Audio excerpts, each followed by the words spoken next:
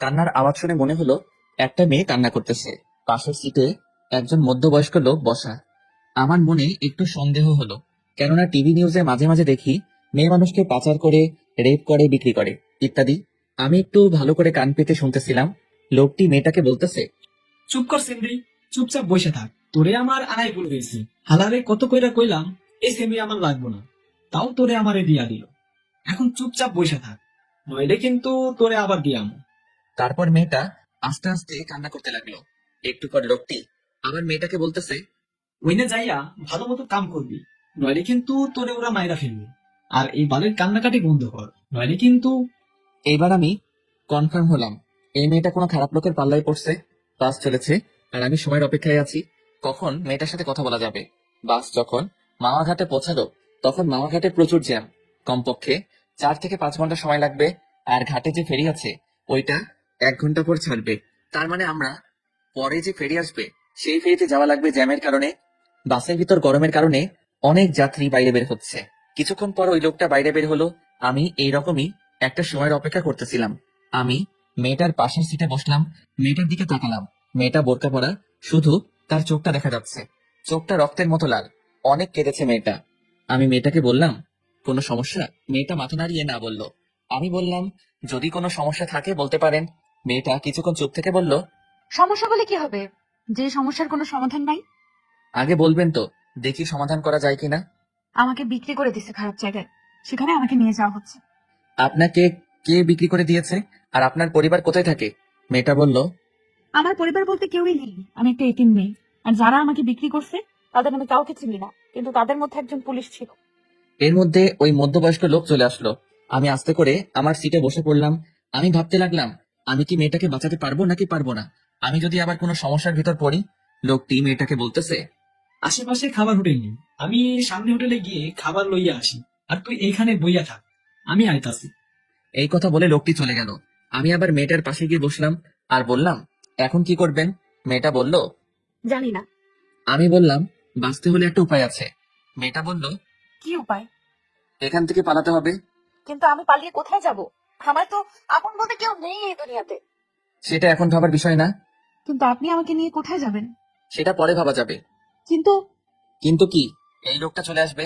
যদি বাঁচতে চান তাহলে এখান থেকে এখনই পালাতে হবে। মেয়েটাকে দেখে মনে হচ্ছে ভয় পাচ্ছে। দেখেন, আপনি আমাকে বিশ্বাস করতে পারেন, আমি আপনার কোনো ক্ষতি করব না। মেয়েটা আমার চোখের দিকে কিছুক্ষণ তাকিয়ে থেকে বলল, চলুন। আমি মেয়েটাকে নিয়ে সোজা বাস থেকে নেমে ফেরিঘাটের দিকে হাঁটা শুরু করলাম। ফেরিঘাটে যেয়ে দেখি ফেরি চলে গেছে। এখন কি করব কিছু বুঝতেছি না। এখন স্টিমার বোটে যাওয়া ছাড়া কোনো উপায় নাই।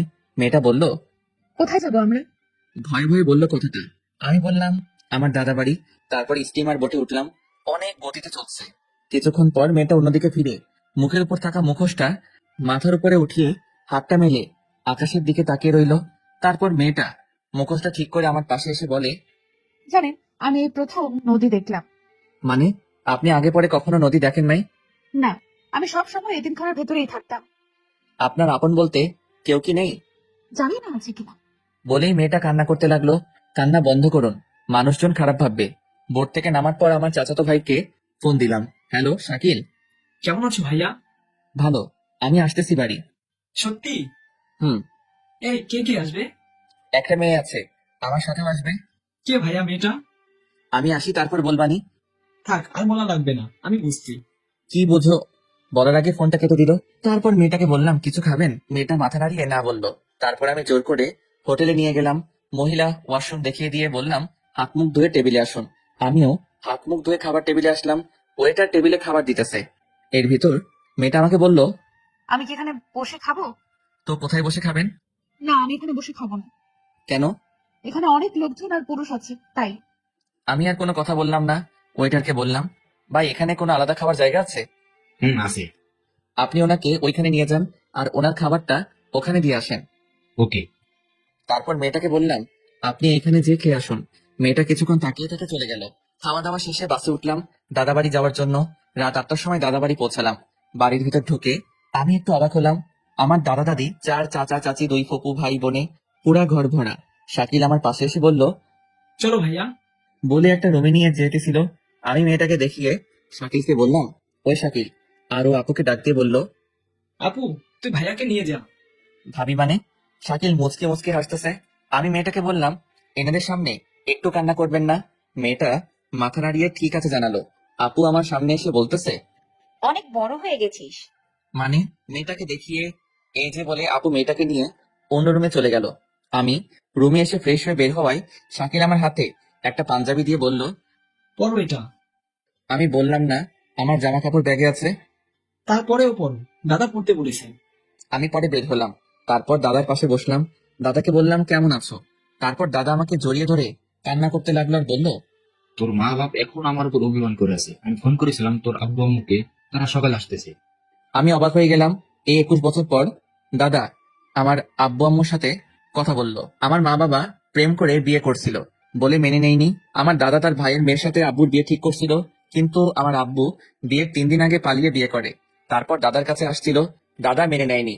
আরো অনেক কথা অন্য একদিন বলবো। তারপরে সবার সাথে কথা বললাম। মেজো চাচিকে জিজ্ঞাসা করলাম, চাচা কই? অফিসে। আমার মেজো চাচা কাজী। এত রাতে অফিসে? এখনই চলে আসবে।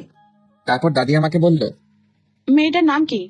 আপু চিল্লাইয়া বলল, রোজা। সবাই মেয়েটার প্রশংসা করতে লাগলো। আমি একটু রুমের বাইরে এসে রিয়াকে ফোন দিলাম। কোথায় তুমি? দাদা বাড়ি। তোমার না খুলনা আসার কথা ছিল? একটু সমস্যা হয়েছে, তাই দাদা বাড়ি আসলাম। কি সমস্যা হয়েছে? তুমি ঠিক আছো তো? তেমন কিছু হয় নাই। তোমার পরীক্ষা কেমন হলো? ভালো। শোন শোন, দাদা ডাকতেছে। আমি রিয়াকে বললাম, পরে ফোন দিব। দাদা ডাকতেছে। কাল আমার পরীক্ষা নাই, আজ সারা রাত কথা বলবো। আচ্ছা, আমি পরে ফোন দিচ্ছি। Okay, I love you. I love you too. Bye. Phone কেটে ফোনটা সাইলেন্ট করে রাখলাম। রুমের ভিতর এসে দেখি মেজো চাচা এসে পড়ছে। সবাই অনেক খুশি। আমাকে দেখে সবাই হাসতেছে। আমি দাদির পাশে বসলাম। দাদি বলল, কবুল বল। মানে? আরে লজ্জা পেতে হবে না। সবাই একসাথে হু হু করে হেসে উঠলো। দাদি আবার বলল, কবুল বল। এই তোমরা চুপ করো। আমার মুখটা দাদির দিকে ফিরিয়ে দাদি বলল, কবুল বল। দাদি কবল বলল মানে? তোর বিয়ে এখন, আর তুই কবুল বলবি না? আমার বিয়ে কার সাথে? কার সাথে আবার? রোজার সাথে। আরে এই মেয়েটারে তো আমি। তোর কিছু বলা লাগবে না, রোজা আমাদের সব বলেছে। তো তোর তো কিছুই বুঝি না, এবং তুই কবুল বলে এখানে সই কর। আর তুই যদি বিয়েটা না করিস, তোর আব্বু আম্মুকে আমি কোনোদিন মেনে নেব না। আমি কিছুক্ষণ চুপ থেকে বললাম, রোজার সাথে আমার কিছু কথা আছে। ভাইয়া, আগে বিয়েটা কর, তারপর মন ভেড়া কথা বলবো। সবাই কত হাসি খুশি। আমি যদি না বলি সবাই মনে কষ্ট পাবে। সাথে মা বাবাকে দাদা মেনে নেব না। আমি আমার আব্বুকে অনেক কাঁদতে দেখেছি দাদা দাদির জন্য। এখন বাবা মাকে বলেও যদি মেনে না নেই, তাহলে বাবা মা অনেক কষ্ট পাবে। কি করব কিছুই মাথায় আসতেছে না। কি হলো, কবুল বল। আমি আর কোনো কিছু না ভেবে 3বার কবুল বলে সই করে দিলাম। আলহামদুলিল্লাহ। তারপর চাচা দাদা দাদি যে রুমে রোজা, সেই রুমে গিয়ে রোজা সই নিল। তারপর খাওয়া দাওয়া করে শাকিল বলল, ভাইয়া, এই রুমে চলো তো। আমি রুমে গেলাম। রুমের জানালা দিয়ে দেখলাম একটা লাল শাড়ি পরা একটা মেয়েকে অন্য রুমে নিয়ে যাচ্ছে। কিছুক্ষণ পর দাদা আর দাদি আসলো, এসে আমাকে একটা রুমের সামনে নিয়ে গেল। রুমের ভিতর ঢুকিয়ে দরজাটা বাইরে থেকে বন্ধ করে দিয়ে হাসতে হাসতে চলে গেল দাদা দাদি। আমি রুমটা দেখে অবাক হলাম। এত সুন্দর করে রুমটা সাজানো হয়েছে। সারা রুমে মোমবাতি, পুরা বিছানাটা ফুল দিয়ে সাজানো হয়েছে। রুমের ভিতর একটা খাট, একটা টেবিল, টেবিলের উপর 1 গ্লাস দুধ, এর 2 সেট জামা কাপড় আছে, একটা আমার একটা হয়তো রোজার। আমি রুমে ঢোকার শব্দ শুনে রোজা খাট থেকে নেমে এসে আমার পা ধরে বসে রইল। আমি কি করব কিছুই বুঝতেছি না। আমি ওর 2 ডানা ধরে রোজাকে দাঁড় করালাম আমার সামনে। ইয়া বড় ঘুমটা দেওয়া। রোজা আমার হাত ধরে টেবিলের কাছে নিয়ে গেল, নিয়ে দুধের গ্লাসটা আমার হাতে দিল। আমি গ্লাসটা হাতে নিয়ে বললাম, আমার কিছু কথা আছে। রোজা বলল, শুনবো, সব কথা শুনবো। আগে দুধটা খান, অর্ধেক খান কিন্তু। আমি রোজার পাশে দাঁড়িয়ে দুধটা মুখ লাগিয়ে খাচ্ছি। অর্ধেকের বেশি খাওয়ার সাথে সাথে রোজা একটু উঁচু হয়ে হাত ধরে দুধের গ্লাসটা মুখের থেকে 2 আঙ্গুল দূরে সরিয়ে রেখে বলল, অর্ধেক খেতে বলছি না? আমার হাত এখনো ধরা। আমি ওর দিকে তাকিয়ে আছি। ঘুমটার আড়ালে শুধুমাত্র ওর ঠোঁটটা দেখা যাচ্ছে। ঠোঁটের নিচে ছোট একটা তিল, যা ও ঠোঁটের সৌন্দর্যকে আরো বাড়িয়ে দিচ্ছে। আমি আস্তে আস্তে দুধের গ্লাসটা রোজার হাতে দিলাম। রোজা দুধটা খেয়ে আবার আমার হাত ধরে খাটের কাছে নিয়ে গেল। আমি খাটের এক পাশে বসে রোজাকে অন্য পাশে বসতে বললাম। ও এখনো ঘুমটা দেওয়া। চুপচাপ দুজন বসেছি। নীরবতা ভেঙে আমি বললাম, কি থেকে কি হয়ে গেল, তাই না? কিন্তু আল্লাহ যা করে ভালোর জন্যই করে। আপনাকে কিছু কথা বলার ছিল। বলেন। আমি একজনকে ভালোবাসি, 4 বছরের সম্পর্ক আমাদের। আমার বাবা মা জানে। ওর পরীক্ষা চলতেছে, পরীক্ষা শেষ হলে আমাদের বিয়েটা হওয়ার কথা ছিল, কিন্তু আপনার সাথে বিয়েটা হয়ে গেল। আপনি তো না বলতে পারতেন। কিন্তু এই কারণে আপনাকে আমার বিয়ে করা লাগছে। আমি কিছুদিন পর আপনাকে ডিভোর্স দিয়ে দেব। রোজা একটু হেসে বলল, বিয়েটা হতে পারলে না এর মধ্যে ডিভোর্স? আমি কিছুক্ষণ চুপ থেকে বললাম, আপনি চিন্তা করবেন না, আমি আপনার থাকা খাওয়ার একটা ব্যবস্থা করে দিব। আপনি আমাকে একবার দেখেন তো। দেখে কি হবে? হ্যাঁ, দেখা লাগবে না। আপনার আর কিছু বলা থাকলে বলতে পারেন। বলার মতো কথা অনেক আছে, কিন্তু অধিকার নেই। কথা বলতে কোনো অধিকার লাগে না। একটা কথা বলবো, রাখবেন? এই কথাটাই অধিকার আছে। রাখবেন কিনা বলেন? বলেন। আপনি আমাকে নাম ধরে ডাকবেন আর তুমি করে বলবেন। শুধু এইটুকু? হুম। আচ্ছা, এবার আপনি ঘুমান। আবার আপনি? সরি, এবার তুমি ঘুমাও। আপনি কি করবেন? মুস্কানের সাথে একটু কথা বললো। এই মুস্কানকে? আরে বললাম না, আমার প্রেমিকার কথা। ওর নাম মুস্কান। ও, তা ঘুমাও তুমি। আপনি কিন্তু একবারও আমার মুখটা দেখলেন না। না দেখাটাই ভালো। রোজা শুয়ে পড়লো। ঘরের মোমবাতিগুলা আস্তে আস্তে নিভতে শুরু করছে। আমি টেবিলের উপর বসে ফোনটা হাতে নিয়ে লক করলাম, আর দেখতে পেলাম 75+ মিসড কল, 93+ SMS। তাই রিয়াকে ফোন দিলাম। সাথে সাথে ফোন ধরে বলল, তুমি ঠিক আছো তো? ঠিক আছি। কেন, কি হয়েছে? আমার কেন জানি মনে হচ্ছে তুমি আর আমার নেই। আরে পাগলি, আমি একটু দূরে আছি, তার জন্য তোমার এরকম মনে হচ্ছে। তুমি এতক্ষণ ফোন ধরো নাই কেন? ফোন চার্জে ছিল। কথা বলতে বলতে টেবিলের উপর দেয়ালের সাথে হেলান দিয়ে ঘুমিয়ে পড়ছি। এই যে শুনছেন, ওঠেন, উঠে বিছানায় আসেন। প্রায় মধ্যরাত, তখন মোমবাতি হাতে নিয়ে একটা লাল বেনারসি পরা পরী আমার সামনে দাঁড়িয়ে আছে। টানা টানা চোখ, লম্বা নাক, আকর্ষণ করার মতো ঠোঁট, সাথে ঠোঁটের নিচে তিলটা। আমি হা হয়ে ওর দিকে তাকিয়ে আছি। বসে ডুববে মুঠে না, হা করে কি দেখেন? আমি একটু লজ্জা পেয়ে বললাম, কই কিছু না তো। রোজা হাসতে হাসতে বলল, খাটে এসে ঘুমায়। আপনার এবার আমি বলছি না তুমি করে বলতে? একদম আমার মুখের কাছে মুখ নিয়ে কথাটা বললো রোজা। মানে তোমার সাথে এক বিছানায় ঘুমাবো। তো কোথায় ঘুমাবেন? আমি আপনার বউ, আপনি ঘুমাবেন না তো কে ঘুমাবে আমার সাথে? কিন্তু তোমাকে তো বউ হিসেবে মানি না। আপনি না মানলে কি হবে? আমি তো আপনাকে স্বামী হিসেবে মানি। এখন যদি খাটে না আসেন তাহলে আমি কিন্তু দাদাকে ডাকবো। এই না না, তাহলে চলেন। আমি এখানেই ঠিক আছি। খাটে আসবেন নাকি ডাক দিব? তারপর রোজা অন্যদিকে, আমি অন্যদিকে ফিরে শুয়ে পড়লাম। সকাল 6টায় ঘুম থেকে উঠে দেখি রোজা আমার বুকের উপর শুয়ে আছে। একদম পরীর মতো লাগছে। যে কেউ রোজাকে দেখলে প্রেমে পড়ে যাবে, কিন্তু আমি রিয়াকে ভালোবাসি। রোজার মায়ায় পড়া যাবে না। আমি রোজার মাথাটা বুকের উপর থেকে সরিয়ে বালিশের উপর রেখে আমি আবার শুয়ে পড়লাম। এইবার ঘুম থেকে উঠে আমি চমকে গেলাম, কারণ আমার সামনে আমার মা বাবা আর আমার ছোট ভাই। পাশে তাকিয়ে দেখি রোজা নাই। ঘুম ঘুম চোখে মাকে বললাম, তোমরা কখন আসলা? তুই এটা কিভাবে পারলি? আমি গালে হাত দিয়ে দাঁড়িয়ে আছি। তোর সাথে রিয়ার বিয়ে ঠিক করা, ওর পরীক্ষার 3 দিন পর তোদের বিয়ে, সবাইকে দাওয়াত দেওয়া হয়ে গেছে, আর এখন তুই? রিয়া কি হবে? ও যদি জানতে পারে ও তো পাগল হয়ে যাবে। তোরা দুইজন দুজনকে ভালোবাসিস? মা, চুপ, কোনো কথা বলবি না। বের হ রুম থেকে, গোসল করে নাস্তা করতে আয়। আমি কোনো কথা না বলে রুম থেকে বের হতে লাগলাম। দরজার কাছে আসতে দেখি দরজার পাশে রোজা দাঁড়িয়ে কান্না করতেছে। গোসল করে আইছে, চুল থেকে এখনো পানি পড়তেছে। আমি হাসি মুখে বললাম, ঝড় আসছে, রেডি থাকো। আল্লাহ যা করবে ভালোর জন্যই করবে। এই চাকার জন্য? আব্বু আম্মুর জন্য। আরে বাব্বা, এখনই আব্বু আম্মু? হুম। একটু মুখে ভেঙচি দিয়ে হাতের কেনুই দিয়ে আমাকে খোঁচা দিয়ে চলে গেল। কি অদ্ভুত তাই না? গোসল করতেছি, এরই ভিতর দরজায় করা নাড়লো। আমি বললাম, কে? আমি। কে রোজা? হুম। কি বলো? আপনার ফোন বাজতেছে, কে যেন ফোন করছে। আমি দরজাটা একটু খুলে ফোনটা নিলাম, সাথে সাথে আবার রিয়ার ফোন। হ্যালো। আমার না কোনো কিছু ভালো লাগতেছে না। কেন, কি হয়েছে? জানি না, কিন্তু কিরকম জানি লাগতেছে। আরে পাগলি, তোমার পরীক্ষা চলতেছে তো তাই এরকম লাগতেছে। সব ঠিক হয়ে যাবে। হুম। আচ্ছা রাখি তাহলে, গোসল করবো। এই, তুমি এত সকালে গোসল করবে কেন? তুমি তো দুপুরে গোসল করো, তাই না? আরে থাক, বলা লাগবে না। বলবা তো দাদা বাড়ি আসছি তাই? একদম ঠিক। তা এখন রাখি, পরে কথা বলবো। হুম। সোহান, সোহান, সোহান, বলো। একটা কথা জিজ্ঞাসা করবো?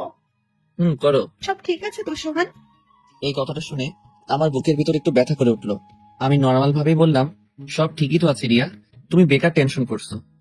আচ্ছা রাখি তাহলে, ফোন দিও কিন্তু। Love you. Love you too. Bye. Bye. দরজায় কেউ করেন আসছে। কে? আমি। বলো। আম্মু ডাকতেছে আপনাকে। হুম, আসতেছি। রিয়াকে এখন কিছু বলা যাবে না, ওর পরীক্ষা চলতেছে। এখন বললে ওর পরীক্ষা ভালো হবে না। কিন্তু রিয়া ঠিকই বুঝতে পারছে যে কিছু একটা হয়েছে। অনেক ভালোবাসে সোহানকে রিয়া, তাই হয়তো অনুভব করতে পারে। নাস্তার টেবিলে দাদা মাকে বলতেছে, শোন বৌমা, সোহানটা আমি বিয়ে দিছি, ওরা দুজন দুজনকে ভালোবাসে তাই বিয়েটা দিছি। মেয়েটা দেখতে কি মিষ্টি। রোজা চুপচাপ বসে আছে, তা দেখে মা বললেন, ও বউ খাচ্ছ না কেন? এই তো আম্মু খাচ্ছি। এইদিকে। আয় মা, আমার পাশে বস। রোজা মার পাশে বসলো। মা নিজে হাতে রোজাকে খাইয়ে দিচ্ছে। রোজাও ভেজা ভেজা চোখে খেতে লাগলো। প্রেমের বিয়ে বেশি দিন টেকে না। মীরা প্রতিবেশী দরজায় সামনে দাঁড়িয়ে কথাটা বলল। এই তুই চুপ কর, এই বিয়ের সাক্ষী আমি তুমি। দেখো বৌমা, সোহান আর রোজা কোনোদিনও আলাদা হবে না। কেন আলাদা হবে? এরকম একটা মিষ্টি মেয়েই তো আমার চাই। একটু বাইরে বের হলাম, ঘোরাফেরা করে বাসায় আসার সাথে রোজা বলল, কোথায় ছিলেন এতক্ষণ? আমি কোনো কথা না বলে রুমে এসে মার কাছে গেলাম। মা, কিছু কথা আছে তোমার সাথে। বল। রোজাকে আমি বাসে। রোজা আমাকে সব বলেছে।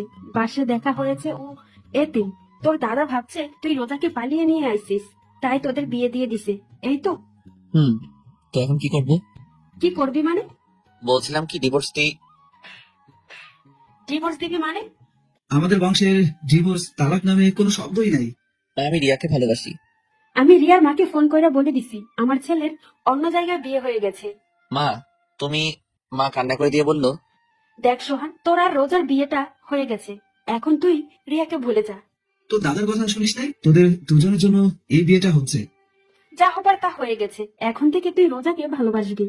অসম্ভব বলে চলে আসছিলাম, দরজার সামনে রোজা দাঁড়ানো। আমি পাশ কেটে বাইরে বের হয়ে রিয়াকে ফোন দিলাম। রিসিভ করে কোনো কথা বলতেছে না। রিয়া, রিয়া, কান্নার আওয়াজ শোনা যাচ্ছে। রিয়া, হুম। কথা বলো না কেন? কেন করলে এটা আমার সাথে সোহান? রিয়া, আমার কথাটা শোনো। কেমনে পারলে তুমি এটা করতে? রিয়া শোনো। কোনো কারণ আমি জানতে চাই না, অনেক ভালোবাসি সোহান তোমাকে, অনেক ভালোবাসি। তোমার বুকে অন্য কেউ মাথা রেখে ঘুমাবে আমি ছাড়া, এই আমি কোনোদিনও ভাবতে পারি নাই। তুমি সকালে আমাকে বললে সব ঠিক আছে। হ্যাঁ, সব ঠিকই আছে, কেন আমাকে একবার দেখতে এসো, কেমন আর সাথে নতুন বউকে নিয়ে আসবা। রিয়া, রাখি তাহলে। ফোনটাও কাটে নাই, ওর কান্নার আওয়াজ শোনা যাচ্ছে। আমি বললাম, লাভ ইউ রিয়া। একটু জোরে কান্না করে কেটে দিল। কিছুক্ষণ পর ইমন ফোন দিছে। হ্যালো। কি রে মামা, বিয়ে করলি টেরও পেলাম না। তুই জানলি কি করে? এলাকায় সবাই জানে মামা। তা তোদের তো কয়েকদিন পর বিয়ে হওয়ার কথা ছিল, তাই না? হুম। মনে হয় রিয়া এই বিয়েটা তাড়াতাড়ি করাইছে, তাই না? রিয়া তোর অনেক ভালোবাসে দোষ, কোনো সময় কষ্ট দিবি না। আমি এবার কাঁদতে শুরু করলাম। কিরে, কি হয়েছে সোহান? দোস্ত, রিয়ার সাথে বিয়ে হয় নাই। মানে? ইমনকে সব খুলে বললাম। দোস্ত, তুই চিন্তা করিস না, সব ঠিক হয়ে যাবে। হুম। আমি তোর পরে ফোন দিচ্ছি। বাসায় আসলাম, খাটে বসে মাত্র রোজা রুমে এসে বলল, কিছু লাগবে? না। রোজার হাতে মার সোনার চুড়ি, যে একসময় মা রিয়াকে দেবে বলে কিনেছিল মা। রোজা আমার পাশে বসলো। আপনি কোনো চিন্তা করবেন না, আমাকে ডিভোর্স দিয়ে রিয়া আপুকে আপনি বিয়ে করবেন। আমি হাসতে হাসতে বললাম, আমার অধিকার পাও নাই? তা কি হয়েছে? বাড়িরা সবার কাছ থেকে তো নিজের অধিকার নিয়ে নিছো। মানে? মানে আর কি, যা বের হও রুম থেকে। রিয়া চলে গেল। আমি চোখ বুজে শুয়ে শুয়ে ভাবতেছি, কি থেকে কি হয়ে গেল। আমার সাজানো জীবনটা এক নিমিষে উল্টাপাল্টা হয়ে গেল। অনেক রাগ হচ্ছে রোজার উপর। কিছুক্ষণ পর রোজা রুমে আসলো। ও হয়তো ভাবছে আমি ঘুমিয়ে পড়ছি। পাশে বসে আমার কপালে একটা চুমু দিল। আমার রাগের পরিমাণটা আরো বেড়ে গেল। আমি উঠেই রোজার গালে ঠাস ঠাস, তোর সাহস কি করে হলো এটা করার? রোজা ভয় পেয়ে আমার থেকে একটু দূরে সরে দাঁড়িয়ে বোবা কান্না করতেছে। ফর্সা গালে আমার আঙুলের ছাপ স্পষ্ট দেখা যাচ্ছে। তোরে বলছি না, আমার থেকে দূরে দূরে থাকবি। রোজা কোনো কথা বলতেছে না, চুপচাপ কান্না করতেছে। এরই মধ্যে মা রুমে ঢুকলো। কি হয়েছে, এত চিল্লাচিল্লি করছিস কেন? এই কি রোজা, তুই কান্না করতেছিস কেন? তোর গালে এটা কিসের দাগ? নেই আম্মু। মা আমার কাছে এসে বললো, রোজাকে মারছিস তুই? কেন মারছিস? মা, এবার আমার গালে পড়ছে। আমার রাগটা আরো বাড়তে লাগলো। মা, এই একটা মেয়ের জন্য তুমি? ও শুধু একটা মেয়ে না, ও আমাদের বাড়ির বউ। বউ বউ বউ, আর ভালো লাগে না মা। ভালো লাগবে আনে, আসেন ভাত খাইতে। রোজা মা, তুই আমার সাথে আয়। মা, আমি খুলনা যাব। তোর সাথে পরে কথা বলবো। আর রোজার গায়ে ফেরদার হাত দিচ্ছিস তো আমার চাইতে খারাপ আর কেউ হবে না। মা রোজাকে নিয়ে চলে গেল। আর আমি ভাবতেছি কি করা যায়। রিয়াকে ফোন দিলাম, কিন্তু ওর ফোনটা বন্ধ। এত টেনশন আমি আর নিতে পারতেছি না, পুরা মাথাটা ঘুরছে। আমি নিচে ঠাস করে পড়ে গেলাম। আর কিছুই মনে নেই। চোখ মেরে দেখি রোজা আমার পাশে বসে আমার হাত ধরে কান্না করতেছে। বাড়ির সবাই খাটের আশেপাশে দাঁড়িয়ে আছে। আপু ভাত নিয়ে আসলো। একে একে সবাই বের হয়ে গেল। এখন রুমে আমি, মা আর রোজা। রোজা আমার সামনে ভাত তরকারি পানি রাখতে লাগলো। হাত ধুতে যাব, তখন থেকে হাত নাড়াতে পারছি না। মনে হয় পড়ে যাবার সময় ব্যথা পাইছি। মা, ভাত খাওয়াই দাও। কেন? হাতে কি হয়েছে? এমনি ব্যথা করতেছে ডান হাতে। ঠিক আছে। মা ভাত মাখাতে লাগলো। এরই মধ্যে চাচি আপু মাকে ডাকতেছে। কি? তোমাদের দাদা ডাকতেছে। খাওয়ানো শেষ হলে আসতাছি, তুই যা। চাচি, তুমিও না, তোমার পড়ার এখন বউ আছে, আর বউ থাকতে তুমি ওরে খাওয়াইয়া দাও। মা কিছু একটা ভেবে রোজাকে বলল, নে ভাতটা খাইয়া দে, তারপর ঔষধ খাইয়া দিস। মা। চুপচাপ খা, না হলে না খাইয়া থাক। মা চলে গেল। অনিচ্ছা থাকা সত্ত্বেও রোজার হাতে ভাত খেতে হলো। তারপর রিয়াকে ফোন দিলাম, কিন্তু বরাবরের মতো ফোনটা বন্ধ। রাতে আমি আগে থেকে রুমে শুয়েছিলাম। রোজা এসে আমার পাশে শুয়ে পড়লো। আমি একটু নর্মাল ভাবে জিজ্ঞাসা করলাম, তোমার অতীত সম্পর্কে বললা না? রোজা আমার দিকে ফিরলো। ওর চোখের পানি গাল বেয়ে পড়তেছে। খালি কান্না করে মেয়েটা। খুব মায়া হলো ওর প্রতি। নিজের অজান্তে আমার হাত দিয়ে ওর চোখের পানি মুছে দিলাম। ও করুণ চোখে আমার দিকে চেয়ে আছে। আমি একটু হেসে বললাম, তোমার অতীতটা কি আমি জানতে চাই। কি হয় তুমি এতিমখানা থেকে ওদের কাছে গেলে? আমার যখন 2 বছর বয়স, তখন আমার বাবা মারা যায়। আমার মামারা মার অন্য জায়গায় বিয়ে ঠিক করে, কিন্তু মার সাথে যার বিয়ে ঠিক হয় সে আমাকে মেনে নিবে না। তাই মা এক প্রকার বাধ্য হয়ে আমাকে এতিমখানায় রেখে আসে। এইসব কথা আমাকে এতিমখানায় যে খালা রান্না করতো সে বলছে। বুঝলাম। তা তুমি ওই লোকদের কাছে কিভাবে গেলে? এতিমখানার মালিক মারা যাওয়ার পর কিছু বড় বড় নেতার চোখ পড়ে এতিমখানা। এখানেই নাকি মার্কেট হবে। এতিমখানায় যত লোক ছিল তাদের মধ্যে শুধু আমিই বড় ছিলাম, আর সবাই ছোট ছোট।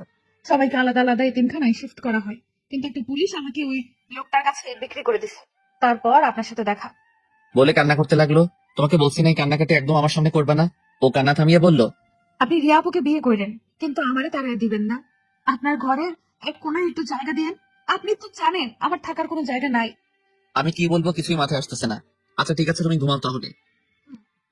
আমি বারান্দায় এসে রিয়াকে ফোন দিলাম, কিন্তু ফোন এখনো বন্ধ। আমি এসে বিছানায় শুয়ে পড়লাম। রাত 4:30-এ ফোনের আওয়াজে ঘুম ভাঙে। চোখ মেলে তাকিয়ে দেখি রোজা আমাকে জড়িয়ে ধরে শুয়ে আছে। ওর গরম নিঃশ্বাস আমার গলার উপর পড়তেছে। রোজাকে না সরিয়ে ফোনটা রিসিভ করলাম। ইমন ফোন দিছে।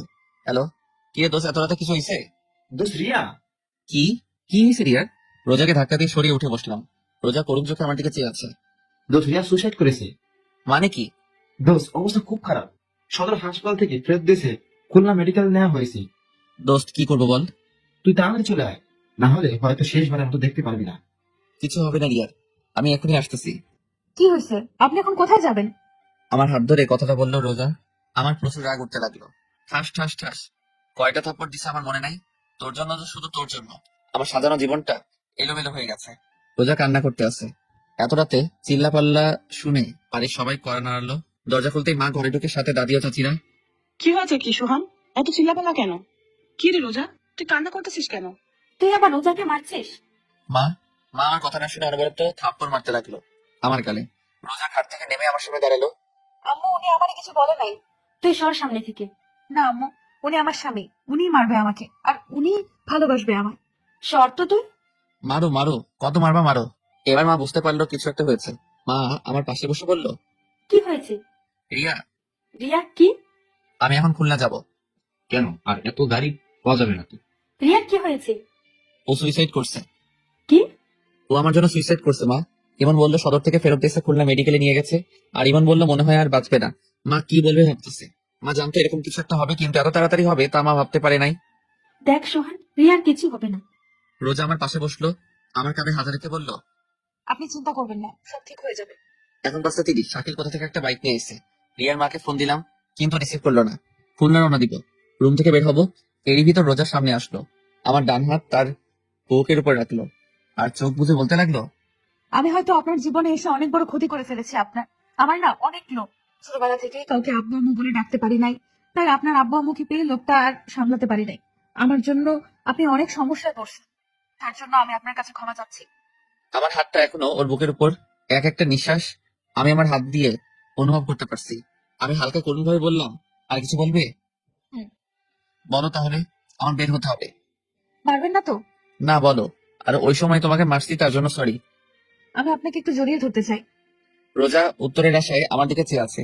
আমি কি বলবো ভাবতেছি, কি মনে করে যেন আমি হাতটা মেলে দিলাম, আর ও সোজা আমার বুকের উপর পড়লো। মা দরজার সামনে দাঁড়িয়ে হালকা কাশি দিল। রোজা লজ্জা পেয়ে খাটের কাছে বসলো। মা রুমে ঢুকে রোজাকে বলল, রোজা মা, তুই একটু বাইরে যা। রোজা বাইরে চলে গেল। মা কিছু বলবা? দেখ সোহান, তুই রিয়াকে ভালোবাসিস, তোর ভালোবাসাকে আমি আর তোর আব্বু সম্মান করি। সম্মান করে বলে আমরা তোর আর রিয়ার বিয়ে ঠিক করি। কিন্তু এখন রোজা তোর বউ, তুই রোজাকে না চাইলে ও আমি রোজাকে চাই। শুধু আমি না, বরং বাড়ির সবাই রোজাকে তোর পাশে দেখতে চাই। এখন তোর হাতে সবকিছু। তাহলে মা রিয়ার কি হবে? মা কি হলো, কথা বলো। রিয়ার কি হবে? ও তো আমাকে পাগলের মতো ভালোবাসে। দেখ সোহান, আমি জানি, তারপরও সোহান রোজা তোর বউ, আর আমি মন থেকে রোজাকে আমার ছেলের বউ হিসেবে মেনে নিয়েছি। কিন্তু আমি তো মেনে নেই নাই। তুই আমার ছেলে, তোরে আর কি বলবো। স্বামী স্ত্রীর মধ্যে আল্লাহ অন্যরকম ভালোবাসা দিয়ে দিছে, যা তুই এখন বুঝতে পারবি না। মা রুম থেকে চলে গেল। রিয়ার মাকে আবার ফোন দিলাম, কিন্তু ধরলো না। খুলনা রওনা দিলাম, সাথে শাকিলও হাসপাতালে আছে। গিয়ে দেখি রিয়া আর নেই, কিছুক্ষণ আগে মারা গেছে। আমি পুরো শকড, বিশ্বাসই হচ্ছে না যে রিয়া মারা গেছে। আমার চোখ থেকে অনবরত পানি পড়তেছে। রিয়ার মা রিসিপশনে নার্সের সাথে কথা বলতেছে। আমি পিছন থেকে বললাম, খালা। রিয়ার মা মারলো আমাকে, এত জোরে থাপ্পড়টা মারছে আমি নিচে ফ্লোরে আছড়ে পড়লাম। ঠোঁট ফেটে গেছে, রক্ত পড়তেছে। শাকিল এসে আমাকে দাঁড় করালো। খালা রিয়া কোনো কথা বলতেছে না, নীরবে কান্না করতেছে। মা চলো। রিয়ার মা কাঁদতে কাঁদতে রিয়ার ভাইয়ের পিছু পিছু চলে গেল। আমি কান্না করতেছি না, কিন্তু আমার চোখ থেকে পানি পড়তেছে। রিয়ার মার পিছু পিছু চলতে লাগলাম। তারা একটা অ্যাম্বুলেন্সে উঠতে লাগলো। আমি দৌড়ে অ্যাম্বুলেন্সের পাশে গেলাম। খালা রিয়া। তোর ওই পাপি মুখে রিয়া নামার নিস না। খালা। ঠাস করে অ্যাম্বুলেন্সের দরজাটা বন্ধ করে তারা চলে গেল। আমি বসে পড়ে চিৎকার করে কান্না করতে লাগলাম। রিয়া নাই, আমার বিশ্বাসই হচ্ছে না, মনে হয় একটা দুঃস্বপ্ন। ঘুম ভাঙলে সব ঠিক হয়ে যাবে। শাকিল বাকে ফোন করে বলে দিচ্ছে রিয়া মারা গেছে। একটা নার্স আসলো, আমার কাছে এসে বলল, আপনার নাম কি সোহান? আমি মাথা নাড়িয়ে হ্যাঁ বললাম। নার্স একটা ভাঁজ করা কাগজ আমার কাছে দিল। এটা কি? যে পেশেন্টটা কিছুক্ষণ আগে মারা গেছে তার লেখা চিঠি। আমি কাগজটা হাতে নিয়ে বললাম, আপনি কোথায় পেলেন? পেশেন্ট যখন মৃত্যু সজ্জায় ছিল তখন তার মার কাছে কাগজটা দিয়েছিল আর বলেছিল এটা সোহানকে দিতে, কিন্তু পেশেন্ট মারা যাওয়ার পর পেশেন্টের মা কাগজটা ডাস্টবিনে ফেলে দেয়। আমি ডাস্টবিন থেকে উঠিয়ে আমার কাছে রেখে দিই, আর আপনাকে দেখে মনে হলো আপনি সোহান, তাই দিলাম। আমি কান্না করতে করতে বললাম, ধন্যবাদ আপনাকে। আর একটা কথা, মেয়েটার মারা যাওয়ার সময় অনেক মিনতি করেছে তার মায়ের কাছে, বাবার কাছে আপনাকে দেখার জন্য। আমি আর কি বলবো, আমার মনে হয় না যে রিয়া মারা গেছে। হাসপাতালের বাইরে বসে আছি, পাশে শাকিল। ইমনের অপেক্ষায় আছি। ইমন আসলো, ওকে জড়িয়ে ধরে কান্না করতে লাগলাম। ইমনও কান্না করতেছে। রিয়ার বাসায় গেলাম, কিন্তু রিয়ার আব্বু ঢুকতে দেয় নাই আমাকে। আমি, শাকিল আর ইমন রিয়ার ঘরের বাইরে দাঁড়িয়ে আছি। আমি ননস্টপ কান্না করতেছি, কি থেকে কি হয়ে গেল, তাই না? আস্তে আস্তে রিয়ার বাড়ির ভিতর লোকজন বাড়তে লাগলো। প্রায় লোকজন আমাকে ঘৃণার চোখে দেখতেছিল। নানান মানুষ নানান কথা বলতেছিল আমাকে। মসজিদ থেকে লাশের খাট আনা হয়েছে, কিছুক্ষণের মধ্যে রিয়াকে শেষ গোসল করাতে নিয়ে যাবে। আমার কিছু বন্ধু আমাকে বাজে ভাষায় গালাগালি দিতে লাগলো। ওরা কেউ বিশ্বাস করতে পারছিল না যে রিয়া সুইসাইড করছে, তাও আমার জন্য, যেখানে কিছুদিন পর আমাদের বিয়ে হওয়ার কথা ছিল। আর আজ মসজিদের মাইকে এহরান দিতেছে যে রিয়ার নামাজে জানাজায় বাদ জোহরে নামাজের পর হবে। রিয়ার আব্বু বাড়ির সামনে দাঁড়িয়ে আছে, যেন আমি ভিতরে ঢুকতে না পারি। পুলিশ আসছিল লাশ নিয়ে যেতে, ময়না তদন্ত করার জন্য, কিন্তু রিয়ার আব্বু তার মেয়ে শরীর কাটাছেড়া করতে দেবে না বলে পুলিশকে অনেক টাকা খাওয়াইছে। রিয়ার আম্মু বাইরে আসছে, আমি দৌড়ে তার কাছে গেলাম আর বললাম, খালা রিয়াকে শেষবারের মতো একবার দেখতে দিন। রিয়ার আম্মু কান্না করতে করতে বলল, তুই আমার মেয়েকে দেখতে পারবি না। আমার মেয়ে তোরে শেষবার দেখার জন্য তড়পাইছি, আকুতি মিনতি করছে, কিন্তু তোরে দেখতে পাই নাই, তাই তোরেও দেখতে দিব না। তুইও তড়পাবি, আজীবন আফসোস করবি যে শেষবার তুই আর রিয়ার মুখটাও দেখতে পাসনি। আমি রিয়ার মার পা ধরে কান্না করতে লাগলাম। রিয়ার বড় ভাই এসে রিয়ার মার কাছ থেকে নিয়ে আমাকে বাইরে বের করে দিল। ওদের বাসার মধ্যে কান্নার রোল পড়ে গেছে। ঘর থেকে রিয়ার লাশ বাইরে বের করা হচ্ছে, শেষ গোসল করাতে নিয়ে যাচ্ছে। আর দেখতে পাবো না রিয়াকে, ভালোবাসি বলবে না আমায়। পরীক্ষা দিয়ে আইসে রিয়ার কিছু বান্ধবী, ওরাও আমাকে অনেক আজে বাজে কথা শুনাইয়া গেল। আমি কোনো কথাই বলতেছি না, সবকিছু অন্ধকার অন্ধকার লাগতেছে আমার কাছে। মসজিদের মাইকে আবার এহলান দিল জানাজার বিষয়। আমার মা আর রোজা এসে রিয়ার বাসায় আমার সামনে থেকে বাসার ভিতর ঢুকলো। আমি বাইরে দাঁড়িয়ে দেখতেছি। রোজা আমার কাছে আসতে চাইছিল, কিন্তু মা ওকে হাত ধরে বাসার মধ্যে নিয়ে গেল। কিছুক্ষণ পর মা বের হলো ভেজা ভেজা চোখে, আমায় বললো বাসায় চল। আমি চুপচাপ কোনো কথা বলতেছি না, শুধুমাত্র চোখ থেকে পানি পড়তেছে। রোজার পাশে যে বললাম, আল্লাহ যা করেন ভালোর জন্যই করে, তাই না? শুধুমাত্র তোমার ভালোই দেখলো তোমার আল্লাহ, আর কারো ভালো দেখালো না। রোজা কোনো কিছু না বলেই কান্না করতে লাগলো। মা আবার বলল, বাসায় চল, মারিয়াকে একবার দেখবো। আর কাউকে দেখতে দিবে না। আর মেয়েদের লাশ আপন লোক ছাড়া পরপুরুষকে দেখতে দেয় না। ওর মা আমারে দেখতে দেয় নাই। আমি আর কোনো কথা বললাম না, কারণ এইসব নিয়ম কানুন আমি জানি। আমার বুক ফেটে কান্না আসতেছে, রিয়াকে শেষবার দেখতে পারবো না। মার সাথে আমাদের বাসায় আসলাম, কিছুক্ষণ বাসায় বসে উজু করে নামাজে গেলাম। নামাজ শেষে মসজিদের বাইরে এসে দাঁড়ালাম জানাজার জন্য। মসজিদের বাইরে আগে থেকে রিয়ার লাশ রাখা ছিল, একে একে 3 কাতারে জানাজার নামাজ শুরু হলো। জানাজা শেষে দাফন করার পর আর বাসায় যাইনি। সারাটা দিন ইমনের সাথে ছিলাম। রাত 1টার সময় বাসায় আসলাম। ডুপ্লিকেট চাবি দিয়ে ঘরে ঢোকার সাথে সাথে দেখলাম সবাই হল রুমে বসে আছে। আমি কোনো কথা না বলে সোজা আমার রুমে আসতে যাব, তখনই মা বলল, ভাত খাবি না? না খিদা নাই, বলে রুমে চলে আসলাম। শুয়ে শুয়ে ভাবতেছি রিয়ার মৃত্যুর জন্য কাকে দোষ দিব, আমাকে, রোজাকে, মাকে, নাকি রিয়া নিজেই দায়ী। রিয়া আমাকে একবারও বোঝার চেষ্টা করলো না। আজ অনেক একা একা লাগতেছে নিজেকে। এরকম একটা দিন আসবে কোনোদিনও কল্পনাও করতে পারি নাই। কিছুক্ষণ পর, এই যে শুনছেন, শুনতেছি, বলো। উঠেন তো, কেন? উঠেন তো। আমি উঠে পিঠের তলায় একটা বালিশ দিয়ে হেলান দিয়ে বসলাম। রোজা ভাত মাখতে শুরু করলো। আমার মুখের কাছে 1 লোকমা ভাত নিয়ে বলল। হা করুন। আমি চুপচাপ ওর দিকে তাকিয়ে আছি। ও আবারও বলল। কি হলো, হা করুন। তখন বললাম, না, খাবো না। দেখে মনে হচ্ছে সারাদিন কিছুই খান নাই। আরো আপনার হাতে ব্যথা, খাবেন কি করে? নিন, হা করুন। আমি এইবার একটু জোরে চিল্লাই বললাম, খাবো না, শুনো নাই? আওয়াজ শুনে মা রুমের ভিতরে আসলো। এসে রোজাকে বলল, তোরা বলছি না ও খাবে না, ওর জন্য তুইও সারাদিন না খাইয়া রয়েছে। তুই খাইয়া ঘুমাইয়া পড়। আর সোহাগ, রোজারে যেন মারা টারা হয় না। বলে দরজাটা আটকে চলে গেল। রোজাও ভাত না খেয়ে হাত ধুয়ে বিছানায় শুয়ে পড়লো। কি অদ্ভুত, তাই না? ও আমার জন্য না খেয়ে বসে আছে। রিয়ার কথা ভাবতে ভাবতে ঘুমিয়ে পড়লাম। সকালে রোজার ডাকে ঘুম ভাঙে। চা হাতে নিয়ে দাঁড়িয়ে আছি। চাটা হাতে নিলাম। 1 চুমুক খাওয়ার পরেই রোজা জিজ্ঞাসা করলো। চা কেমন হয়েছে? আমি মাথা নাড়িয়ে ভালো বললাম। আমি নিজেকে অনেক নর্মাল রাখার চেষ্টা করতেছি। যদি কেউ বুঝতে না পারে আমার ভিতর থেকে কি চলতেছে। মানুষের ভালো করতে চেয়ে নিজের আপন মানুষকে হারালাম, আর রোজা পেল আপন মানুষ। আমার কাছে মনে হয় এই রোজার জন্য সবকিছু হয়েছে। না ওর সাথে আমার দেখা হতো, না ওর জন্য আজ এই দিন দেখতে হতো। রোজা রোজা রোজা, কি করবো ওকে? আমার মাথায় কাজ করতেছে না। ফ্রেশ হয়ে নাস্তা না করে বাসা থেকে বের হতে যাব, এর মধ্যে রোজা আমার সামনে এসে দাঁড়ালো আর বলল, কোথায় যান? নাস্তা করবেন না? না। ও আমার হাত ধরে নাস্তার টেবিলে নিয়ে যেতে লাগলো। আমার এত পরিমাণ রাগ হলো যে ওর গালে ঠাস ঠাস করে 2টা থাপ্পড় দিয়ে দিলাম। রোজা আমার হাত ছেড়ে দিয়ে ছলছল চোখে আমার দিকে চেয়ে আছে। তুই এই বাড়ির বউ, আমার বউ না? এই কথাটা সবসময় মনে থাকে যেন। চলে আসার সময় মা রুমের দিকে তাকিয়ে দেখি মা আরো আমার দিকে চেয়ে রয়েছে। বাইরে বের হয়ে দেখি রিয়ার ছোট ভাই বাসার গেটের সামনে দাঁড়িয়ে আছে, হাতে একটা ব্যাগ নিয়ে। ওর পাশে যে দাঁড়ালাম, ও নিচের দিকে চেয়ে আছে। কিছু বলবি আরিয়ান? ও তখন কাঁদতে কাঁদতে আমাকে জড়িয়ে ধরলো। কিছুক্ষণ পর ছেড়ে দিয়ে ব্যাগটা আমার হাতে দিল। আমি হাতে নিয়ে বললাম, কি এতে? ও কাঁদতে কাঁদতে বলল, এটা আপুর ডায়েরি। তুমি যে শাড়ি দিছো সেই শাড়িটা। আমি জানি তুমি আপুকে অনেক ভালোবাসো, কিন্তু কি থেকে কি হয়ে গেল। আমি জানি তুমি অন্যায় কিছু করোনি, কারণ তুমি আপুকে অনেক ভালোবাসতা। চাইছিলাম ডায়েরিটা আমার কাছে রেখে দেবো, কিন্তু ডায়েরির প্রথম পাতায় লেখা, এই ডায়েরির শুধুমাত্র তোমার ধরা ছোঁয়া পড়ার অধিকার আছে, তাই তোমার কাছে এই দিতে আসলাম। কি বলবো, আমার মাথায় কিছুই আসতেছে না। আমি ওকে জড়িয়ে ধরে কান্না করতে লাগলাম আর বলতে লাগলাম, তুই আমায় মাফ করে দিস, আজ আমার জন্য তোর বোন। তুমি কোনো কিছু করো নাই, আমি জানি। বলে দৌড়াতে দৌড়াতে চলে গেল আরিয়ান। পিছন থেকে অনেক ডাক দিছিলাম কিন্তু ফিরলো না। ব্যাগটা হাতে নিয়ে ইমনের বাসায় গেলাম। যে দেখি ও এখন ঘুমে। ডাক দেওয়ার সাথে সাথে উঠে বসলো আর হাসি মুখে বলল, কি রে মামা, এত সকাল সকাল? এমনি আসলাম। সারাটা দিন ওর সাথে ঘুরলাম, কারণ নিজেকে ব্যস্ত রাখার চেষ্টা করতেছি। রিয়ার কথা যেন মনে না পড়ে, মনে পড়লে কান্না আসে। কেন ও আমাকে রেখে চলে গেল? ওকে আমাকে একটু বিশ্বাস করতো না? রিয়ার কথা যেন মনে না পড়ে, তাই নিজেকে ব্যস্ত রাখতেছি। রাত 11টার দিকে বাসায় আসলাম। দরজায় টোকা দেওয়ার সাথেই দরজা খুলে দিল। রোজা হয়তো আমার অপেক্ষায় ছিল। ভিতরে ঢুকে রুমের দিকে যাচ্ছিলাম, এর মধ্যে রোজা বলল, হাত মুখ ধুয়ে আসুন, আমি টেবিলে ভাত দিচ্ছি। আমি বাইরে থেকে খেয়ে আসছি, এখন আর খাবো না। রোজার দিকে তাকিয়ে দেখি ও করুণ চোখে আমার দিকে চেয়ে আছে। রুমে যে ব্যাগ থেকে ডায়েরিটা বের করে আলমারির ভিতর রাখলাম, আর শাড়িটা টেবিলের উপর রাখলাম। ছাদে এসে বসে রইছি। রিয়ার চিঠি আর ডায়েরি আমি এখনো পড়ি নাই, কারণ ভয় পড়ি নাই, না জানি কি লিখছে। হয়তো আমার উপর ওর যত অভিমান আছে সেটা লিখছে। চোখ থেকে পানি পড়তেছে আর মনে মনে বলতেছি, রিয়া কেন তুমি আমাকে একবারও বোঝার চেষ্টা করলে না? এই কি তোমার ভালোবাসা রিয়া? আমি এখন একা একা কেমনে থাকবো? জিন্দা লাশ হয়ে বেঁচে আছি আমি। আরো কিছুক্ষণ বসে থেকে রুমে আসলাম। রুমে ঢোকার সাথে সাথে আমার মেজাজটা চরমে উঠে গেল, কারণ রিয়া শাড়ি রোজা পড়ছে। হাসি মুখে রোজা আমার দিকে চেয়ে আছে। আমি ওর সামনে যেয়ে বললাম, এই শাড়ি তোমাকে কে পড়তে বলছে? রোজা আমার কথার উত্তর না দিয়ে বলল, কেমন লাগছে আমাকে? এইবার আর নিজের রাগটা আর কন্ট্রোল করতে পারলাম না। ঠাস ঠাস থাপ্পড় দিয়ে বললাম, তুই এই শাড়ি পরছিস কেন? ও কাঁদতে কাঁদতে বলল, আমি মনে করছি এটা আমার জন্য আছে। তোর জন্য আনবো? কে তুই? কি হইস তুই আমার, যে তোর জন্য আমি শাড়ি কিনে আনবো? রোজা চুপচাপ দাঁড়িয়ে কান্না করতেছে। আমি আবারও বললাম, শাড়ি খোল। কি হলো, শাড়ি খোল। ও তারপরে চুপচাপ দাঁড়িয়ে আছে আর কান্না করতেছে।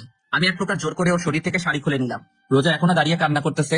অন্য একটা শাড়ি বের করে ওর দিকে ছুড়ে মেরে রিয়া শাড়িটা টেবিলের উপর রেখে আমি ঘুমিয়ে পড়লাম। সকালে দরজায় কড়া শুনে ঘুম থেকে উঠে দেখি রোজা আমার পায়ের উপর ওর মাথা দিয়ে ঘুমিয়ে আছে। ঘড়িতে তাকিয়ে দেখি 11টা বাজে। তাড়াতাড়ি দরজা খুললাম। দরজা খুলে দেখি মা দাঁড়িয়ে আছে। মা আমাকে ধাক্কা দিয়ে রুমে ঢুকতে বলল, রোজা কই? মা বিছানার দিকে তাকিয়ে দেখি রোজা শুয়ে রয়েছে। মা রোজার পাশে বসে রোজাকে ডাক দিল। রোজার কোনো সারা শব্দ নাই। এক অজানা আশঙ্কা ভর করলো মনের ভিতর, রোজার কোনো কিছু হয়ে গেল না তো? মা তারপর তাড়াতাড়ি ডাক্তারকে ফোন দিল, কারণ রোজা অজ্ঞান হয়ে পড়ে আছে। মা আমার পাশে এসে বলল, রোজাকে মারছিস? আমি কোনো কথা বলতেছি না, চুপচাপ বসে আছি। মা যা বোঝার বুঝে নিয়েছে। মা এবার বলতে শুরু করলো, আর কত কষ্ট দিবি মেয়েটাকে? 2 দিন না খেয়ে আছে তোর জন্য। যদি কষ্টই দিবি তাহলে কেন ওকে বাঁচাইলি? সোহান যে চলে গেছে তার জন্য নিজে তো কষ্ট পাইতাছিস আর অন্যকেও কষ্ট দিতাছিস। আর কত সোহান, তুই যদি ওকে মেনে না নিস তাহলে এখনই ওকে গলা টিপে মেরে ফেল। মা রোজার কাছে চলে গেছেন মানে আমার রুমে, আর আমি হল রুমে বসে আছি, কি করবো ভাবতেছি। দরজায় কেউ করে নাড়লো, খুলে দেখি ডাক্তার। রোজাকে দেখে বলল, না খাওয়ার কারণে শরীর দুর্বল হয়ে গেছে, তাই অজ্ঞান হয়ে গেছে, কিছুক্ষণের মধ্যে জ্ঞান ফিরে আসবে। বলে ডাক্তার চলে গেল। মা রোজার পাশে বসে রোজার মাথায় তেল পানি দিতে লাগলো। আমি পাশে বসে দেখতেছি কি মায়াবী চেহারা, যে কেউ রোজাকে ভালোবাসতে চাইবে। আমি ভালোবাসতাম, কিন্তু আমার সবটা জুড়ে আছে শুধু রিয়া। রোজার জ্ঞান ফিরলো, চেয়ে দেখে মা আর আমি পাশে বসে আছি।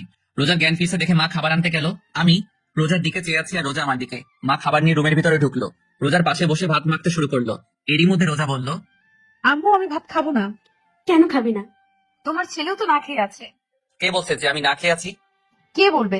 আমি বলছি আমার উপর রাগ করে তো আপনি বাসায় খান না। থাক, ওর সাথে কথা বলা লাগবে না, তুই হা কর মা। মা রোজাকে কথাটা বললো। না আম্মু আমি খাবো না। তুই না খেলে তো তোর শরীর আরো খারাপ হয়ে যাবে মা। উনাকে বলেন উনি টাইম টু টাইম বাসায় খাবে আর আমাকে এখন খাওয়াই দেবে, তাহলে আমি খাবো। মা আমার দিকে চেয়ে আছে। আমি মাকে ইশারায় বললাম, বাটটা খাইয়া দে, মা আমি পারবো না। চুপচাপ খাইয়া দে, আমি বাইরে থেকে ওষুধ নিয়ে আসতাছি। বলে মা ভাতের প্লেটটা আমার হাতে দিয়ে চলে গেল। আমি বার কি করব, অনিচ্ছা থাকা সত্ত্বেও চুপচাপ খাইয়া দিতে লাগলাম। খাওয়া শেষে মা রুমে আসলো। আমি উঠে বাথরুমে চলে গেলাম। বাথরুমে ঢুকে কান পেতে শুনতে লাগলাম বাইরে মা আর রোজা কি কথা বলে। তুই ওর জন্য কেন শুধু শুধু নিজেকে কষ্ট দিস?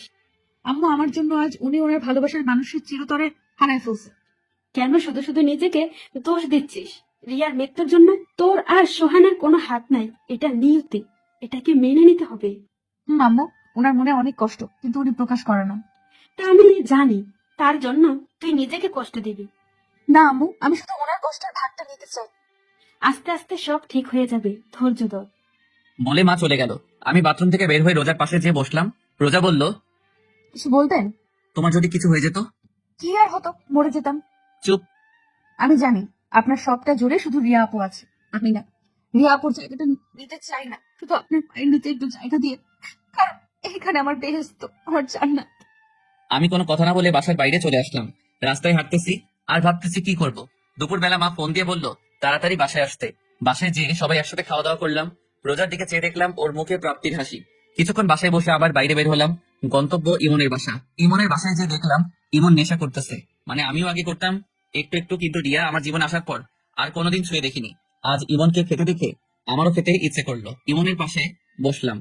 কি মা খাবি? দেখাই, অনেকদিন তো খাই না। ইমনের সাথে মদ খেতে শুরু করলাম, সাথে গাঁজাও। অনেকদিন পর খাচ্ছি, তাই নেশা পুরা চরমে উঠে গেছে। রাতে 11টায় মা ফোন দিল। মা বলো। কই তুই? এই তো মা, ইমনের বাসায়। তাড়াতাড়ি বাসায় আয়। আসতেছি বলে ফোন কেটে দিলাম। ইমনকে বললাম একটা গাজার বিড়ি দে আমাকে। বিড়িটা নিয়ে বাসায় আসলাম। রোজা আর আমি একসাথে খাবার খেলাম। রোজাকে বললাম তুমি ঘুমাও, আমি কিছুক্ষণ পর আসতেছি বলে ছাদে চলে আসলাম। বিড়িটা জ্বালিয়ে খেলাম, খুব ভালো লাগতেছে এখন। রুমে আসলাম। রুমে এসে দেখি রোজা শুয়ে আছে। ওকে দেখে আমি পুরা হ্যাং। ওর কোমরটা দেখে আমি এইভাবে কোনোদিন কোনো মেয়েকে দেখিনি। আমি আস্তে আস্তে ওর পাশে গেলাম। ওর সাথে সাথে চোখ খুলে আমার দিকে চেয়ে রয়েছে। আমি ওর গলায় কিস করতে যাব, এরই মধ্যে রোজা বলল, আপনার মুখ থেকে আজ বাজে গন্ধ আসতেছে। কে শোনে কার কথা? আমি ওর গলায় ঘাড়ে কিস করতেছি আর ও নিজেকে ছাড়ানোর চেষ্টা করতেছে। রোজা আমার গালে থাপ্পড় দিয়ে নিজেকে ছাড়িয়ে নিয়ে চিল্লাইয়া বলল, কি খেয়ে আসছেন? বাজে গন্ধ আসতেছে আপনার মুখ থেকে। আমি পুরা হ্যাং। রোজা আমার গালে থাপ্পড় মারলো, মাথাটা পুরা ছিনছিন করতেছে।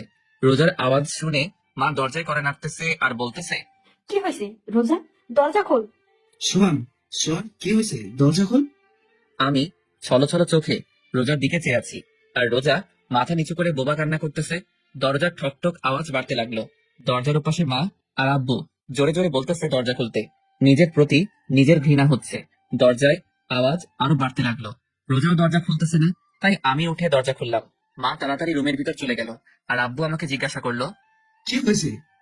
আমি কোনো কথা না বলে ছাদে চলে আসলাম। এদিকে মা ঘরে ঢুকে রোজাকে বলল। কি হয়েছে? রোজা কোনো কথা না বলে মাকে জড়িয়ে ধরে কান্না করতে লাগলো। মা বোঝার চেষ্টা করতেছে আসলে ঘরের ভিতরে কি হয়েছে। রোজার মাথায় হাত বোলাতে বোলাতে আমার জিজ্ঞাসা করলো। কি হয়েছে? রোজা কোনো কথা না বলে আরো জোরে জোরে কান্না করতেছে। মা মনে করলো সোহান হয়তো আজ বেশি কিছু করছে, কারণ সোহান আগে পরে রোজাকে মারছে, বেশি কথা বলছে, কিন্তু রোজা এমন ভাবে কাঁদে নাই।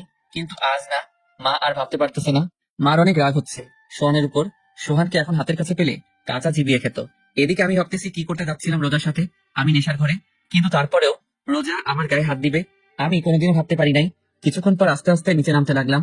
রুমে ঢুকে দেখি মা আব্বু হল রুমে বসে আছে।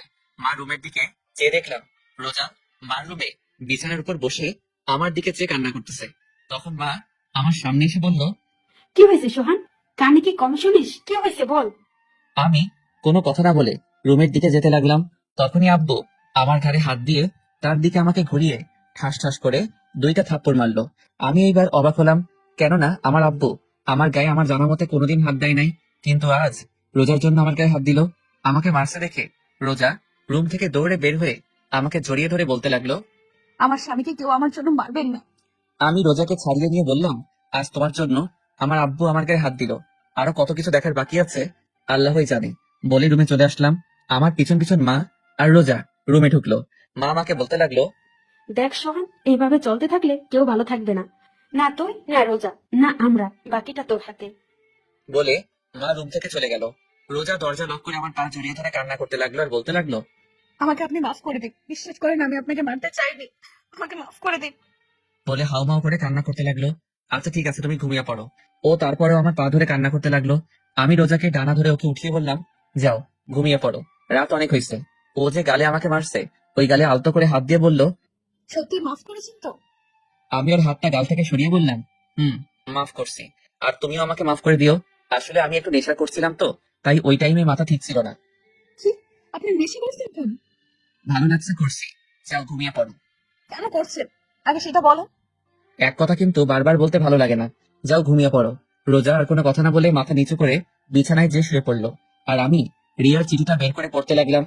প্রিয় সোহান, তুমি যখন এই চিঠিটা পড়বে তখন হয়তো আমি থাকবো না, চিরদিনের জন্য মিশে যাব মাটির সাথে। আচ্ছা, আমি মরে গেলে তুমি কি কষ্ট পাবে? কষ্ট পাবে, কারণ তুমি আমাকে ভালোবাসো। সত্যিই কি তুমি আমাকে ভালোবাসো সোহান? বড্ড জানতে ইচ্ছে করে। অনেক স্বপ্ন ছিল তোমার বউ হবার, আমার কি পুরা কপাল, স্বপ্নই থেকে গেল। সোহান, একটা মেয়ের সবচাইতে দামি জিনিস কি জানো? প্রিয়ার স্বামীর ভালোবাসা। আমি চাইলেই তোমাকে আমার করে নিতে পারতাম, কি পারতাম না? কিন্তু একজনের স্বামীকে তার কাছ থেকে কেড়ে নিয়ে নিজেকে সুখী করতে পারবো না। আবার তোমাকে অন্য কারোর সাথে দেখবো, এটাও আমি মেনে নিতে পারবো না। অনেক কথা বলা ছিল তোমাকে, কিন্তু বলার না কারণ তোমাকে আর কষ্ট দিতে চাই না। আমি কিছুক্ষণ আগে বিষ খেয়েছি, অনেক কষ্ট হচ্ছে আমার সোহান, অনেক কষ্ট হচ্ছে। তোমাকে খুব দেখতে ইচ্ছে করছে সোহান। আচ্ছা সোহান, কবুল বলার সময় তোমার কি একটি বারো আমার কথা কি মনে পড়ে নাই? আজ বড্ড জানতে ইচ্ছে করছে, আজ তোমার কাছ থেকে ভালোবাসা প্রমাণ নিতে ইচ্ছে করছে।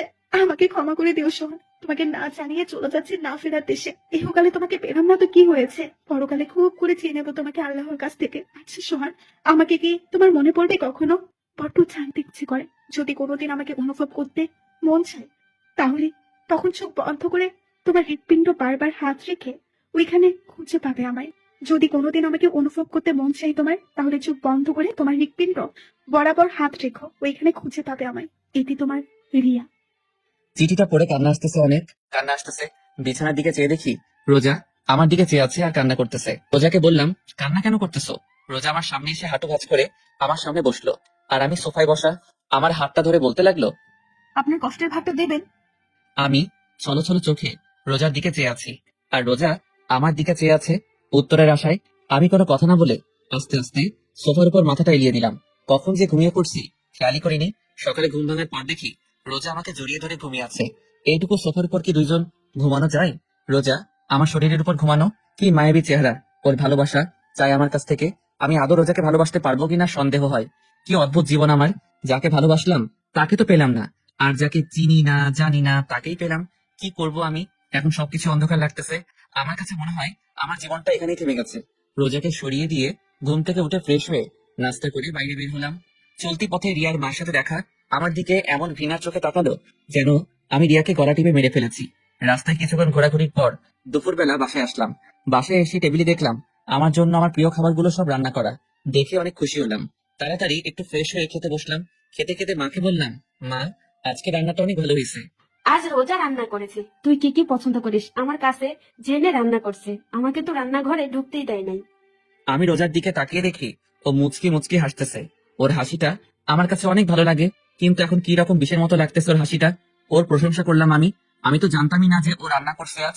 খাবার টেবিল আর কোনো কথা বললাম না, চুপচাপ খেয়ে আমার রুমে আসলাম। কিছুক্ষণ পর রোজা আমার রুমে আসলো, এসে শাড়িটা এত পরিমাণ নিচে নামালো যে ওর কোমর সম্পূর্ণ দেখা যাচ্ছে। হয়তো আমাকে কাছে টানার চেষ্টা করছে, কিন্তু আমি ওকে না দেখার ভান করে চুপচাপ বসে রইলাম।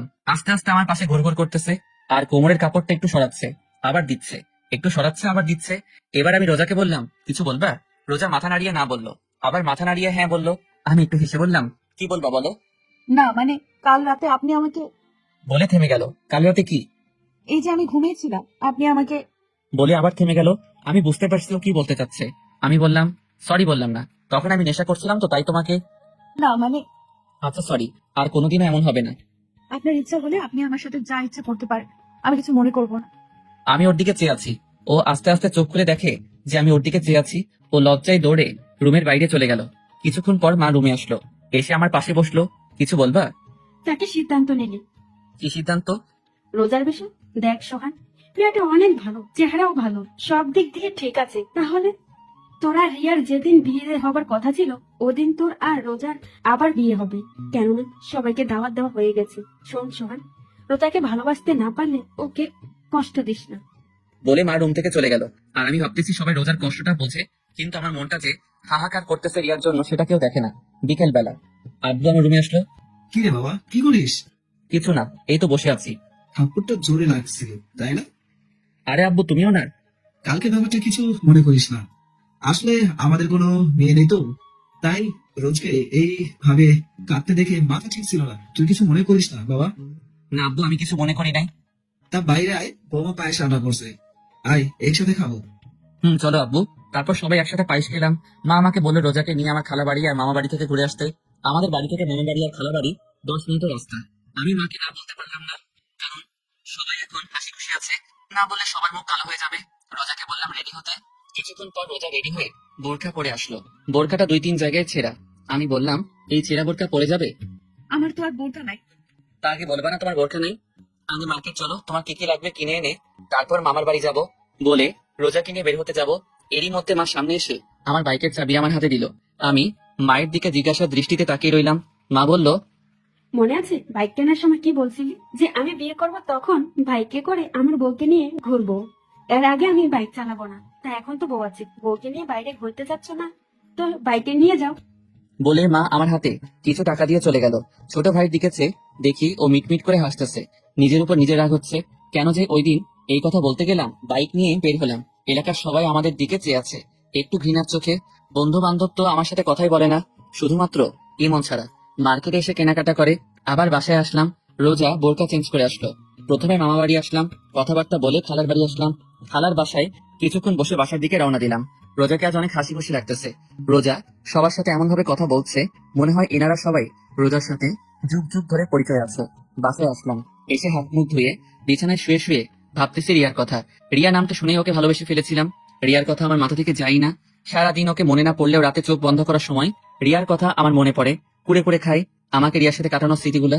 রোজা রুমের ভিতর ঢুকলো আর বলল, আম্মু ভাত খেতে ডাকে। আমার এখন ভালো লাগতেছে না, পরে খাবো। এই কথা বলার সাথে সাথে রোজা আমার পাশে এসে আমার কপালে হাত দিয়ে বলল, কেন ভালো লাগতেছে না? শরীর ঠিক আছে তো? আমি রোজার হাতটা আমার কপাল থেকে সরিয়ে বললাম, আরে বাবা তেমন কিছু না, এমনি পরে খাবো। রোজা মুখটা কালো করে বাইরে চলে গেল। কিছুক্ষণ পর মা রুমে আসলো, এসে বলল, কি রে, তুই বলে ভাত খাবি না? পরে খাবো বললাম তো রোজাকে। রোজা না খেয়ে আছে, বলছে তুই না খেলে নাকি খাবে না। মা আমার এসব আগলা পিড়িত কিন্তু ভালো লাগে না। চুপচাপ খেতে আয়। বলে মা চলে গেল। আমিও খাইতে চাই নাই, আমার এসব আগলা পিড়িত মোটেও ভালো লাগে না। কিছুক্ষণ পর বাইরে থেকে আব্বু ডাকতেছে ভাত খাইতে। একরাশ রাগ নিয়ে খাবার টেবিলে গেলাম। খাবারকে রুমে আসলাম। রোজা মার সাথে একটু কাজ করে রুমে আসলো। আমি বিছানায় শুয়ে আছি। রোজা এসে আমার পাশে শুয়ে পড়লো। আমি উপরের দিকে চেয়ে আছি আর রোজা আমার দিকে। আমি ওর দিকে ফিরে বললাম, কি হলো ঘুমাও? রোজা এক ধ্যানে আমার দিকে চেয়ে আছে। ওর মুখের সামনে আঙুল দিয়ে তুড়ি বাজিয়ে বললাম, কি হলো শুনতে পাও না? কি হয়েছে? বলছিলাম কি, ওইভাবে তাকিয়ে কি দেখো? আমার স্বামীকে। তা দেখা কি হয়েছে? হইলে ঘুমাও। না, দেখা হয় নাই। তাহলে তুমি দেখো আমি ঘুমাই। আপনি এরকম কেন? কিরকম? এই যে আমার সাথে ভালো মতো কথা বলেন না, একটু ভালোবাসেন না। আমি চুপ করে আছি। এই প্রশ্নের উত্তর আমার কাছে নেই। আমার চুপ থাকা দেখে রোজা আমার বুকের উপর হাত দিয়ে একদম মুখের কাছে মুখ টেনে বলল, একটু ভালোবাসলে কি হয়? আমি রোজাকে আমার কাছ থেকে সরিয়ে বললাম, সবকিছু জেনে এই কথা বলো কিভাবে? রোজা আমার আরো কাছে এসে বলল, স্বামী হয়, আমার প্রেমিক না। তো তোর তো বুঝি না, ভালো না বাসলে রিয়া আপুর মতো আমিও বিষ খেয়ে মরে যাবো। আমি একটু ভয় পেয়ে গেলাম রোজার মুখে এমন কথা শুনে। আমি চুপ আছি দেখে রোজা আবার বলতে লাগলো, কি ভালোবাসবেন নাকি? আমি এখনো চুপচাপ রইলাম। এবার রোজা আমার পেটের উপর উঠে বসলো আর পুরা ঝুঁকে ওর মুখটা আমার মুখের কাছে এনে বলল। একটু ভালোবাসেন না? আমার কাছ থেকে কোনো উত্তর না পেয়ে আমার হাতটা নিয়ে ওর মুখে আমার হাত বোলাতে লাগলো আর বলতে লাগলো। একটু আদর করেন না? আমি হাতটা ওর হাত থেকে ছিনিয়ে নিলাম আর ও সাথে সাথে আমার মুখে, গলায়, বুকে অগণিত চুমু দিতে লাগলো। আমি পাগল হয়ে যাচ্ছি, মন চাচ্ছে রোজার ভিতর ডুব দিতে, কিন্তু রোজা পাগলের মতো চুমু দিতে লাগলো। আমি কোনো প্রকার রেসপন্স করতেছি না। এই প্রথম কোনো মেয়ে আমাকে লিপ কিস করলো। আমি আর নিজেকে ধরে রাখতে পারি নাই। আমি কেন, অন্য যে কোনো পুরুষ নিজেকে ধরে রাখতে পারবে না এরকম সময় বিলিয়ে দিলাম নিজেকে রোজার মাঝে। ভেসে গেলাম দুজনে এক অন্য রকম সুখের জগতে। সকালে বৃষ্টির মতো টুপটুপ করে পানি পড়তেছে মুখের উপর। চোখ মেলে তাকিয়ে দেখি রোজা গোসল করে এসেছে আর ও চুলের পানি আমার মুখের উপর ফেলতেছে। আমি রোজার দিকে চেয়ে আছি। অনেক সুন্দর লাগতেছে ওকে আজ। কিরকম কাটলো রাতটা? আমি রোজার দিকে তাকিয়ে বললাম, আমার কাছ থেকেও নিজের অধিকারটা নিয়ে নিলে? রোজা একটু রাগী লোক নিয়ে একদম আমার কাছে এসে বলল, স্বামীর কাছ থেকে স্ত্রীর অধিকার নিলাম, তাতে আপনার কি? আর হ্যাঁ, আজকের পর থেকে আজ রাতে যেভাবে ভালোবাসছেন প্রতিদিন এইভাবে ভালোবাসবেন আমাকে। নইলে নইলে কি? যেভাবে রাতে অধিকার আদায় করে নিচ্ছি এভাবেই আদায় করে নেব। বলে রোজা আমার কপালে আলতো করে একটা চুমু দিয়ে চলে গেল। দরজার সামনে দাঁড়িয়ে রোজা আবার বলল, গোসল করে তাড়াতাড়ি নাস্তা করতে আসে। বলে চলে গেল। গোসল করে নাস্তার টেবিলে আসলাম। রোজাকে দেখে মনে হচ্ছে ও হাসি খুশি ভাবে সবার সাথে কথা বলতেছে। এরকম হাসি খুশি রোজাকে আগে পরে দেখিনি আমি। মা রোজাকে জিজ্ঞাসা করলো। কি রে রোজা, তুই তো মনে হয় আজ অনেক খুশি। রোজা মাকে ইশারায় বলল, তা জানতে পারি এত খুশির কারণ কি? তা তো বলা যাবে না আম্মু। রোজাকে মার সাথে এইভাবে কথা বলতে দেখে আমার গা জ্বলতেছে। কোন রকম নাস্তা করে বাইরে বের হতে যাব, সামনে এসে রোজা পথ আটকালো আর বলল, কোথায় যাওয়া হচ্ছে শুনি? রোজা এমন ভাবে কথাটা বলল আমার রাগ উঠে গেল। তারপরও আমি শান্তভাবে বললাম, সামনে থেকে সরো। রোজা আবারও বলল। আমি কি বললাম শুনলেন না নাকি? আমি রেগে রোজার দুই দানা ধরে ঘরের ভিতর জোরে সরিয়ে দিয়ে আমি বাইরে চলে আসলাম। বাইরে কিছুক্ষণ ঘোরাফেরা করে বাসায় আসলাম। দেখলাম দরজা খোলা। ভিতরে ঢোকার সাথে সাথে দেখলাম রক্ত আর রক্ত। বাসায় মা, আব্বা, ছোট ভাই, রোজা কেউ নাই। আমার প্রচুর ভয় করতে লাগলো। আমার পুরা শরীর কাঁপতে লাগলো। আর কি হলো? আরে আব্বাকে ফোন দিলাম, কিন্তু তাদের ফোন বাসায়। সজীবকে ফোন দিলাম। সজীব সাথে সাথে ফোন ধরে বলল, ভাইয়া তুমি কোথায়? কাঁপতে কাঁপতে কথাগুলো বলল সজীব। কেন, কি হয়েছে? তুমি তাড়াতাড়ি খুলনা মেডিকেলে আসো। কাল কি হয়েছে? রোজা ভাবে কি হয়েছে রোজার? তুমি তাড়াতাড়ি আসো। বলে ফোন কেটে দিল। আমি বাইক নিয়ে হাসপাতালে গেলাম। ভিতরে ঢুকে দেখলাম মা, আব্বা, সজীব অপারেশন থিয়েটারের বাইরে দাঁড়ানো। আমি তাদের পাশে দাঁড়ালাম। মা আমাকে দেখার সাথে সাথেই আমার সামনে এসে আমাকে থাপ্পড় মারল আর বলতে লাগলো, এত ঘৃণা করিস রোজাকে? মা চুপ, আর না, অনেক সহ্য করেছি। আর না, তোর মতো ছেলে আমি জন্ম দিয়েছি ভাবতেও ঘৃণা করি। তোর মতো ছেলে আমার বাড়ির কোনো স্থান নেই। জামা কাপড় নিয়ে বের হবি বাড়ি থেকে। আমি আব্বুর দিকে তাকিয়ে বললাম, আব্বু তুমি কিছু বলবো না? বাড়ি থেকে বের হয়ে আমাদের একটু সারাদিন হাঁটতে দে। আমি আর কোনো কথা না বলে বাইক নিয়ে বাসায় আসলাম। বাইকটা রেখে জামা কাপড় একটা ব্যাগে নিয়ে বাসা থেকে বের হয়ে পড়লাম। কোথায় যাব জানি না। দুপুরবেলা রোদ্রের তীব্র তাপে উদ্দেশ্যহীন ভাবে হাঁটতেছি রাস্তায় আর ভাবতেছি কি করলাম আমি, কি কারণে মা আব্বু বের হয়ে যেতে বললো আমাকে বাড়ি থেকে। ঢাকার একটা টিকিট কাটলাম, ঢাকা যাবো। ওইখানে যে কিছু একটা করা যাবে। বাসে উঠে চলে আসলাম ঢাকা। বন্ধু মিজানের কাছে আসলাম। ও তো আমাকে দেখে পাগল। দোস্ত, কতদিন পর দেখলাম তোকে। এই তো 2-3 বছর পর। হালা 4 বছরের বেশি। হুম। আচ্ছা, তুই একটু রেস্ট নে, আমি আসতেছি। তোর আব্বু আম্মু কোথায়? তারা ঢাকা বাড়িয়ে গেছে, 5 দিন পর আসবে। মিজান বলেই বাইরে চলে গেল আর আমি ঘুমিয়ে পড়লাম। বিকেলে ঘুম থেকে উঠে খাওয়া দাওয়া করে আমি আর মিজান বাইরে কিছুক্ষণ ঘোরাঘুরি করে বাসায় আসলাম। ছাদে বসে মিজান এসে পাশে বসলো আর বলল, তারপর তোমার এই মন খারাপের কারণ জানতে পারি? মিজানকে সব বললাম। সব শুনে মিজান বলল, তার রোজার কি হয়েছে? তা তো দোস্ত আমিও জানি না রোজার কি হয়েছে। আচ্ছা, এখন তুই কি করবি? কিছু তো একটা করা লাগবে। কোনো কাজ কাম আছে তোর হাতে? এখানে তো নাই, তো খুঁজতে হবে। আচ্ছা নিচে আয়, খেয়ে ঘুমাতে হবে। তুই যা, আমি আসছি। কিছুক্ষণ পর নিচে আসলাম, খাওয়া দাওয়া করে ঘুমিয়ে পড়লাম। সকালে মিজান আমাকে ঘুম থেকে উঠিয়ে বলল, শোন, আমি কাজে গেলাম, নাস্তা টেবিলে রেডি আছে, ভাত তরকারি ফিরে আছে, ওভেনে গরম করে খেয়ে নিস, আমি গেলাম। মিজান কাজে চলে গেল, কোনো কাজ কাম নাই, তাই আমি আবার ঘুমিয়ে গেলাম। এদিকে অপারেশনের পর রোজাকে কেবিনে দেওয়া হলো। রোজার জ্ঞান ফেরার পর আব্বু আম্মু সবাইকে দেখলো, কিন্তু সোহানকে দেখলো না। রোজা মনে মনে ভাবতেছে হয়তো কেবিনের বাইরে আছে। এইভাবে ভাবতে ভাবতে সকাল গড়িয়ে দুপুর, দুপুর গড়িয়ে রাত, সোহানের দেখা নাই। রোজার এমন অস্থিরতা দেখে মা জিজ্ঞাসা করলো। কি হয়েছে, এমন করতেছিস কেন? রোজা সহ্য করতে না পেরে কান্না করে দিল। হ্যাঁ, কি হয়েছে বলবি তো? রোজা কাঁদতে কাঁদতে বলল, উনি কই? উনি কে? আমার স্বামী। ও সোহান, ও একটা কাজে কিছুদিনের জন্য বাইরে গেছে। মা আর কোনো কথা বললো না, উঠে বাইরে চলে আসলো। আর রোজা মনে মনে ভাবতেছে, আমি হসপিটালে, তারপরও উনি চলে গেছে। আমার চাইতে কাজ বড় ওনার। আসুক উনি, আর কথা বলবো না। ওনার সাথে কিভাবে নিজেকে। রোজার মনে অভিমান জমতে থাকে সোহানের প্রতি। এদিকে রাতে, দোস্ত, একটা কাজ আছে, বলবি? কি কাজ? ড্রাইভারি, তুই তো ড্রাইভ করতে জানিস। আচ্ছা আমি করব। কবে থেকে যাব? সকালে তুই আর আমি যে কথা বলবো, আর বেতন 15 বা 16,000 দিতে পারে, করবি তুই? শখের বসে গাড়ি চালানো শিখছিলাম, কিন্তু এখন তারপর ঘুমিয়ে পড়লাম। সকালে যে কথাবার্তা বলে কাজে লেগে গেলাম। এভাবে দেখতে দেখতে 10 দিন কেটে গেল। সোহান আর রোজার আবার বিয়ে হওয়ার কথা ছিল, কিন্তু সোহান নাই, তাই বিয়েও হয় নাই। রোজা এই 10 দিনে 1000 বারের উপর মা আব্বুকে জিজ্ঞাসা করলো সোহানের কথা। উনি কোথায় আছে, কি করে, কবে আসবে ইত্যাদি। সোহানের আব্বু আম্মু কৌশলে এড়িয়ে যায় রোজার থেকে। রোজা একা একা থাকতে পারতেছে না, দম বন্ধ হয়ে আসছে রোজার।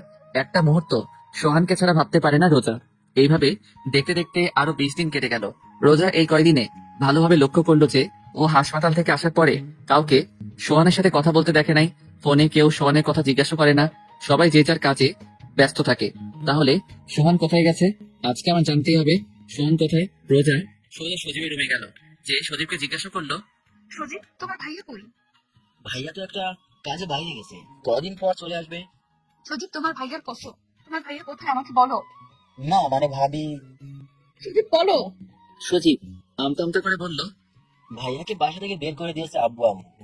রোজা কথাটা শুনে থপ করে নিচে বসে পড়লো আর বলল, কেন? তোমার জন্য। আমার জন্য মানে? ওই দিন তোমাকে ধাক্কা দিয়ে ফেলে দিচ্ছিল, তাই তোমার মাথা ফেটে রক্ত পড়তেছিল। আমরা তোমাকে হাসপাতালে নিয়ে গেছিলাম। তখন ভাইয়া হাসপাতালে আসে, তখন মা আব্বা তাকে বাসা থেকে বের হয়ে যেতে বলছিল। তখন ভাইয়া চলে যায়। ভাইয়া এখন কোথায় আছে আমরা জানি না।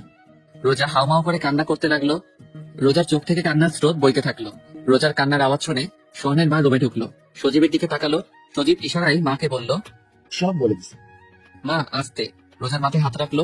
রোজা ফুপিয়ে কাঁদতে কাঁদতে বলল, আম্মু, ওই দিন ইনি আমাকে ধাক্কা দেয় নাই, সরিয়ে দিছে। আমার শাড়ি ওই দিন পায়ে পেঁচিয়ে গিয়েছিল, তার জন্য আমি পড়ে গেছি। সোহানের মা রোজার কথা শুনে নিশ্চুপ। কি বলবে? সে তো ভাবছে রোজাকে সোহান দেখতে পারে না, ঘৃণা করে, তাই ওই দিন ধাক্কা দিয়ে ফেলে দিছে। ওই দিন রোজাকে সোহান সরিয়ে দেওয়ার কারণে রোজার পায়ে রোজার শাড়ি পেঁচিয়ে যায় আর রোজা পড়ে যায়। মারাত্মক ভাবে আঘাত হয় রোজার, তাই অনেক রক্তক্ষরণ হয়। এত রক্ত দেখে সোহানের মা ভয় পেয়ে যায়। লজ্জা, ঘৃণা, রাগে, অভিমানে ওই দিন সোহানকে বাড়ি থেকে বের হয়ে যেতে বলে সোহানের মা, সাথে সোহানের আব্বু। কিন্তু সোহান সত্যি চলে যাবে এটা তারা ভাবতেও পারেনি। তারপর যখন চলে গেছে তাদের এক বিন্দু আফসোস হয় নাই সোহানের জন্য, কিন্তু এখন হচ্ছে আফসোস রোজার কথা শুনে। কেন যে ওই দিন সোহানকে যেতে বলল। সোহানের মা রোজার মাথায় হাত বোলাতে বোলাতে বলল, চলে আসবে সোহান। রোজা অনবরত কান্না করতেছে।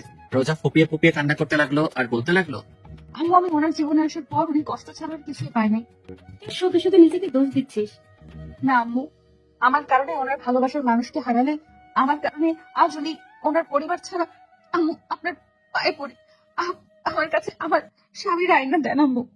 রোজার এইভাবে কান্না করতে দেখে সোহানের মারও কান্না চলে আসে। সোহানের মা কান্না করতে করতে বলল, তোর স্বামীরা যেভাবে হোক তোর কাছে এনে দেবো মা, তুই একদম ভেঙে পড়বি না। রোজার আজ অনেক কষ্ট হচ্ছে। মনে মনে ভাবছে, কি দিলাম আমি ওনাকে? ওনারা কিছু দেওয়ার আগেই ওনার কাছ থেকে অজান্তেই সবকিছু কেড়ে নিলাম। সোহানের আব্বু আম্মু ছোট ভাই খোঁজ খবর শুরু করে দিছে সোহান কোথায় আছে, কিন্তু তারা সোহানের কোনো খবর পায় নাই। সোহানের সব বন্ধু বান্ধবের কাছে গেছিল, কিন্তু তারাও কেউ সোহানের খবর জানে না। সোহানের আব্বু আম্মু সারাদিন খুঁজে রাতে বাসায় আসলো, দরজায় কড়া নাড়লো, সাথে সাথে রোজা দরজা খুললো। আজ সারাদিন রোজা দরজার পাশে বসেছিল, কখন নিয়ে আসবে সোহানকে আব্বু আম্মু কিন্তু দরজা খুলে সোহানের আব্বু আম্মুর মুখ কালো দেখে রোজা কান্না করতে লাগলো আর বলতে লাগলো, আম্মু আমার স্বামী কই? মা কি বলবে, তার কাছে কোনো উত্তর নাই। তারপরও কোনো রকম ভাবে রোজাকে বলল, দেখ মা, তুই কোনো চিন্তা করিস না, আমি যেভাবে হোক তোর স্বামীকে তোর কাছে ফিরিয়ে দেবো। রোজা মাকে জড়িয়ে ধরে কান্না করতে লাগলো। আম্মু আমি এত কষ্ট সইতে পারতেছি না, ভোলারে ছাড়া আমার দম বন্ধ হয়ে আসে। মা রোজাকে বলল, একটু ধৈর্য ধর। আর কত আম্মু, এতদিন তোমরা আমারে কেন মিথ্যা বলছো যে উনি কাজে গেছে? তুই অসুস্থ ছিল, আর আমি জানি তুই সোহানকে ভালোবাসিস। তুই যদি জানতি সোহান চলে গেছে তাহলে তুই কষ্ট পাবি, ভেঙে পড়বি, তাই বলিনি। কিন্তু আমি তোকে ওয়াদা করতেছি, সোহানকে তোর কাছে এনে দেবো যেভাবে হোক। এদিকে সোহান একটা আলাদা রুম নিছে। এখন একা একা মাঝে মাঝে মিজান এসে দেখা করে যায়।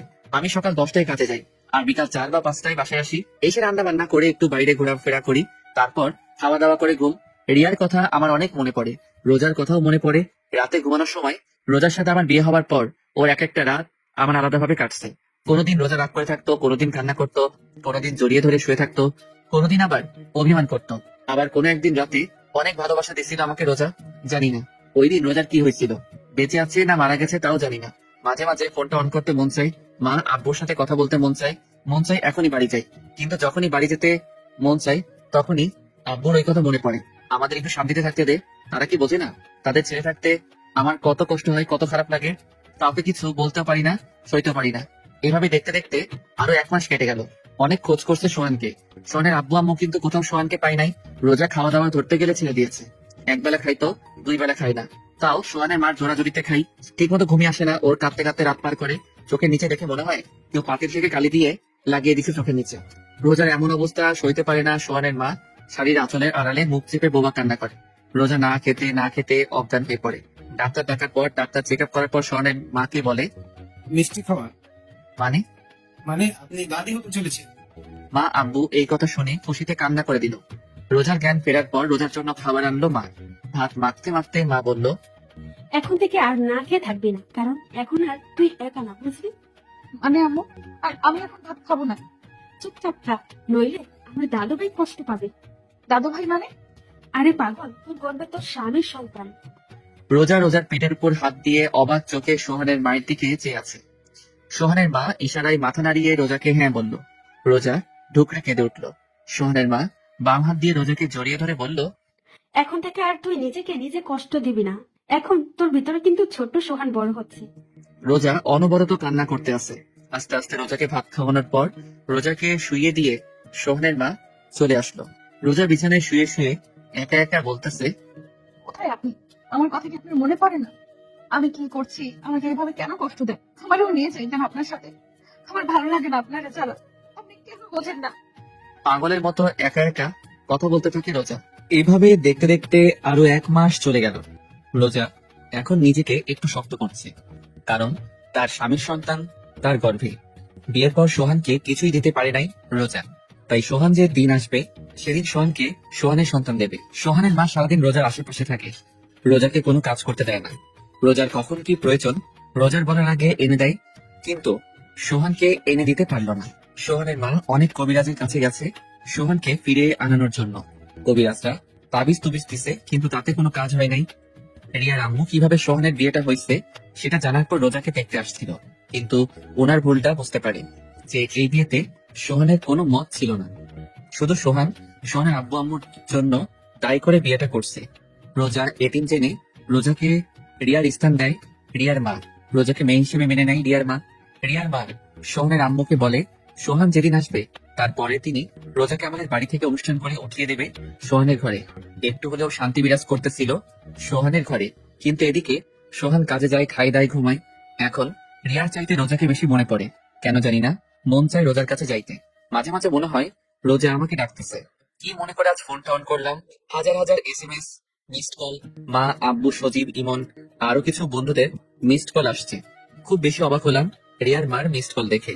ফোনটা হাতে নিয়ে এইসব SMS গুলো দেখতেছিলাম। এরই মধ্যে সজীবের ফোনটার দিকে এক ধ্যানে তাকিয়ে আছি।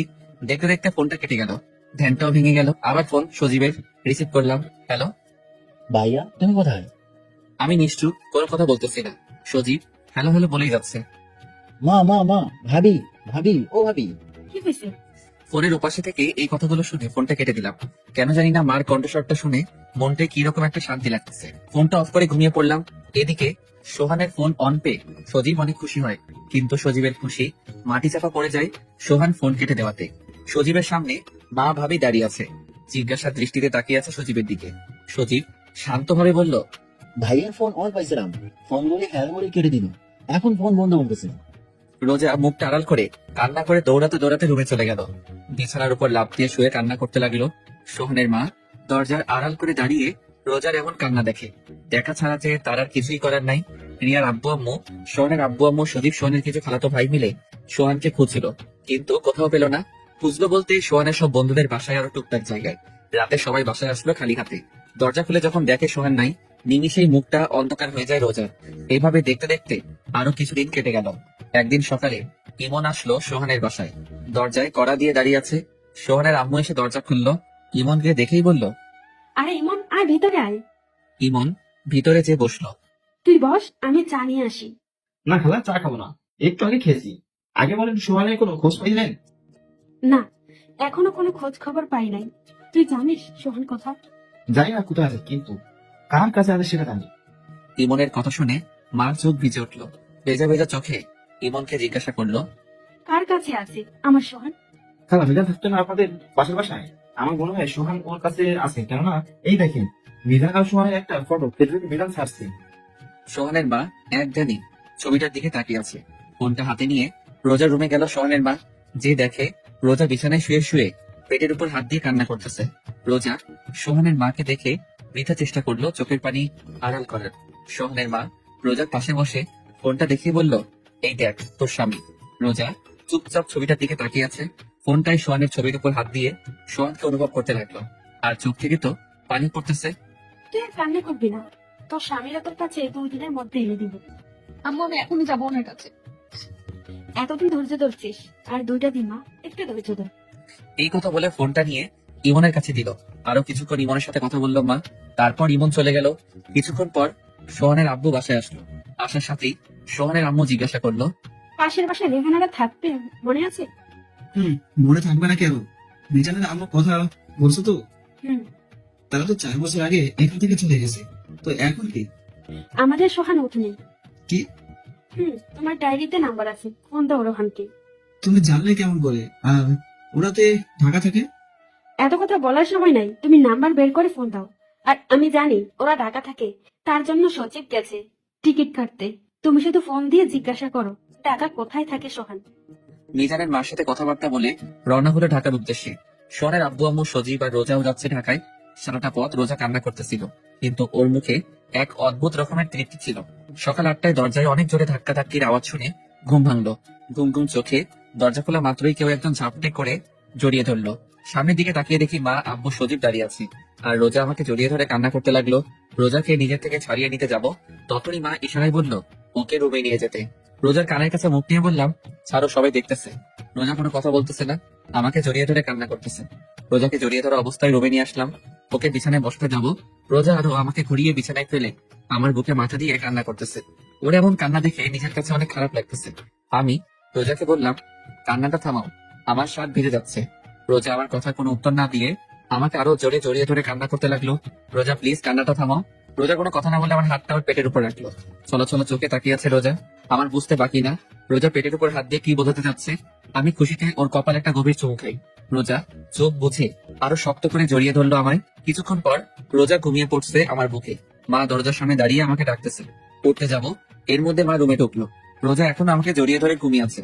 পড়তে যাবো, এরই মধ্যে মা বলে উঠলো, থাক, ওঠা লাগবে না, শুয়ে থাকতে। রোজার মাথায় হাত বুলাতে বুলাতে মা বলল, কতদিন পর মেয়েটাকে একটু শান্তিতে ঘুমাতে দেখলাম। তুই চুপচাপ শুয়ে থাক, ওর ঘুম ভাঙলে উঠিস। মা এই কথা বলে বাইরে থেকে দরজা লাগিয়ে চলে গেল। আমি পলকহীন ভাবে তাকিয়ে আছি রোজার দিকে। কত বদলে গেছে মাত্র কয়েক মাসে। ওর চোখে মুখে আগের মতো সেই মায়া নেই, কিন্তু কষ্টের ছাপ স্পষ্ট। ও এমন ভাবে আমার বুকের উপর মাথা দিয়ে শুয়ে আছে যে আমি নড়াচড়া করতে পারতেছি না। এমন ভাবে আমার বুকের উপর মাথা রেখে আছে। দুপুরবেলা রোজার ঘুম ভাঙলো। বুক থেকে মাথাটা তুলে আমার দিকে ঘুম ঘুম চোখে তাকিয়ে আবার কান্না করে দিল। রোজার চোখের পানিটা মুছে দিয়ে বললাম, কি হয়েছে, কাঁদতেছো কেন? ও কোনো কথা না বলে শক্ত করে জড়িয়ে ধরে বুকের উপর মাথা রেখে কান্না করতেছে। আমি ওর পিঠে আস্তে করে হাত দিয়ে একটু নাড়া দিয়ে বললাম, রোজা, তোমাকে আমি একদিন বলছি আমার সামনে কান্না করবে না। এইবার রোজা কান্না থামিয়ে চুপচাপ বুকে শুয়ে আছে। রোজা, রোজা, রোজা কি কথা বলবে না? আচ্ছা ঠিক আছে, কথা বলা লাগবে না, এরকম বোবা হয়ে থাকো, দেখি সরো আমি উঠবো। এই কথা বলার সাথে সাথে রোজা আরো শক্ত করে আমাকে জড়িয়ে ধরলো। তা কিছু তো বলো। আপনি আমাকে রেখে চলে আসছেন কেন? আমি কোনো কথা না বলে চুপচাপ শুয়ে আছি। আমার চুপ থাকা দেখে রোজা বলল, আপনি কি আমাকে আরো কষ্ট দিবেন? কি রকম অদ্ভুত ভাবে কথাটা বললো রোজা। আমার কাছে মনে হলো ওর এই কথাটা বলতে অনেক কষ্ট হয়েছে। আমার আবার চুপ থাকা দেখে রোজা আস্তে আস্তে ওর মুখটা আমার মুখের কাছে আনলো আর বলল, কি হলো? এখন তো দেখি আপনি বোবা হয়ে গেছেন। আমি কি বলবো? ও জোরে জোরে নিঃশ্বাস নিতেছে আর ওর সব নিঃশ্বাস আমার মুখের উপর পড়তেছে। অনেক ভালো লাগতেছে এই মুহূর্তটা।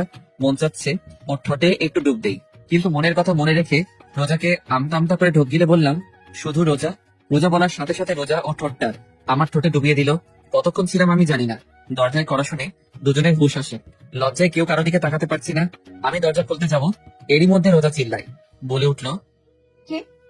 দরজার ওপাশ থেকে মা বলে উঠলো, আমি। আম্মু তুমিও না, তুমি যাও, আমরা পরে বের হচ্ছি। আচ্ছা, তোর যখন খুশি তখন বের হ। টেবিলে খাবার রাখা আছে, আমরা একটু মিজানদের বাসায় যাচ্ছি। আচ্ছা আম্মু, ঠিক আছে, আচ্ছা আমি যাই। তাড়াতাড়ি আসবে আম্মু। হুম। মা আব্বু চলে গেল। আমি রোজাকে বললাম, মার সাথে কেউ এইভাবে কথা বলে?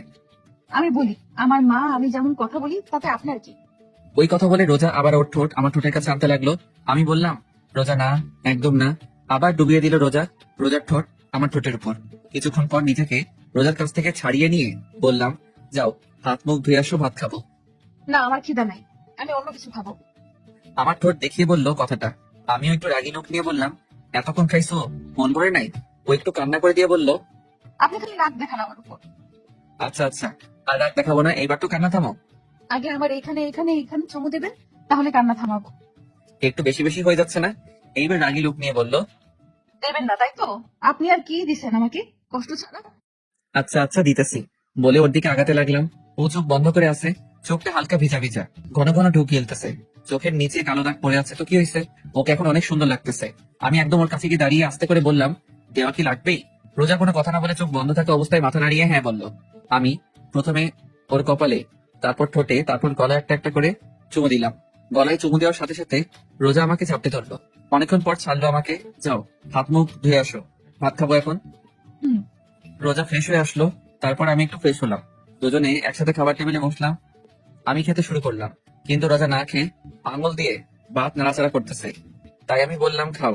রোজা কোনো কথা বলতেছে না। আমি আবার বললাম, কি হলো, খাও। এবার রোজা আমতা আমতা করে বলল, কেউ যদি খাওয়াইয়া দেয় তাহলে আমি খাবো, আর নইলে খাবো না।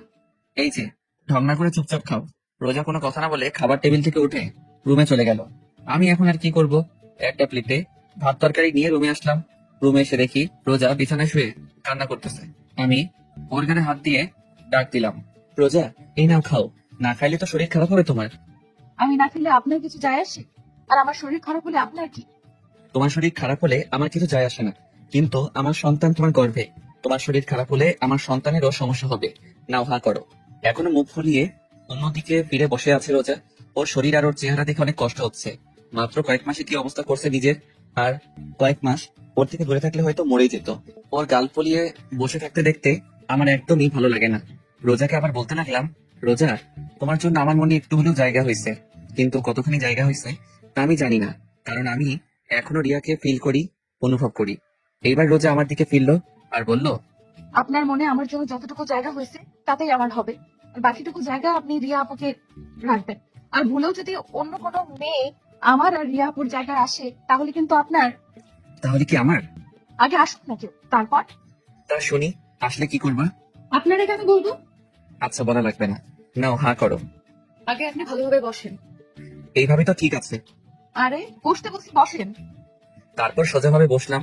বসার সাথে সাথে রোজা আমার কোলের উপর বসলো। বসে ওর হাঁটুর উপর ভাতের প্লেটটা রেখে বলল, এবার খাওয়ায় দেন।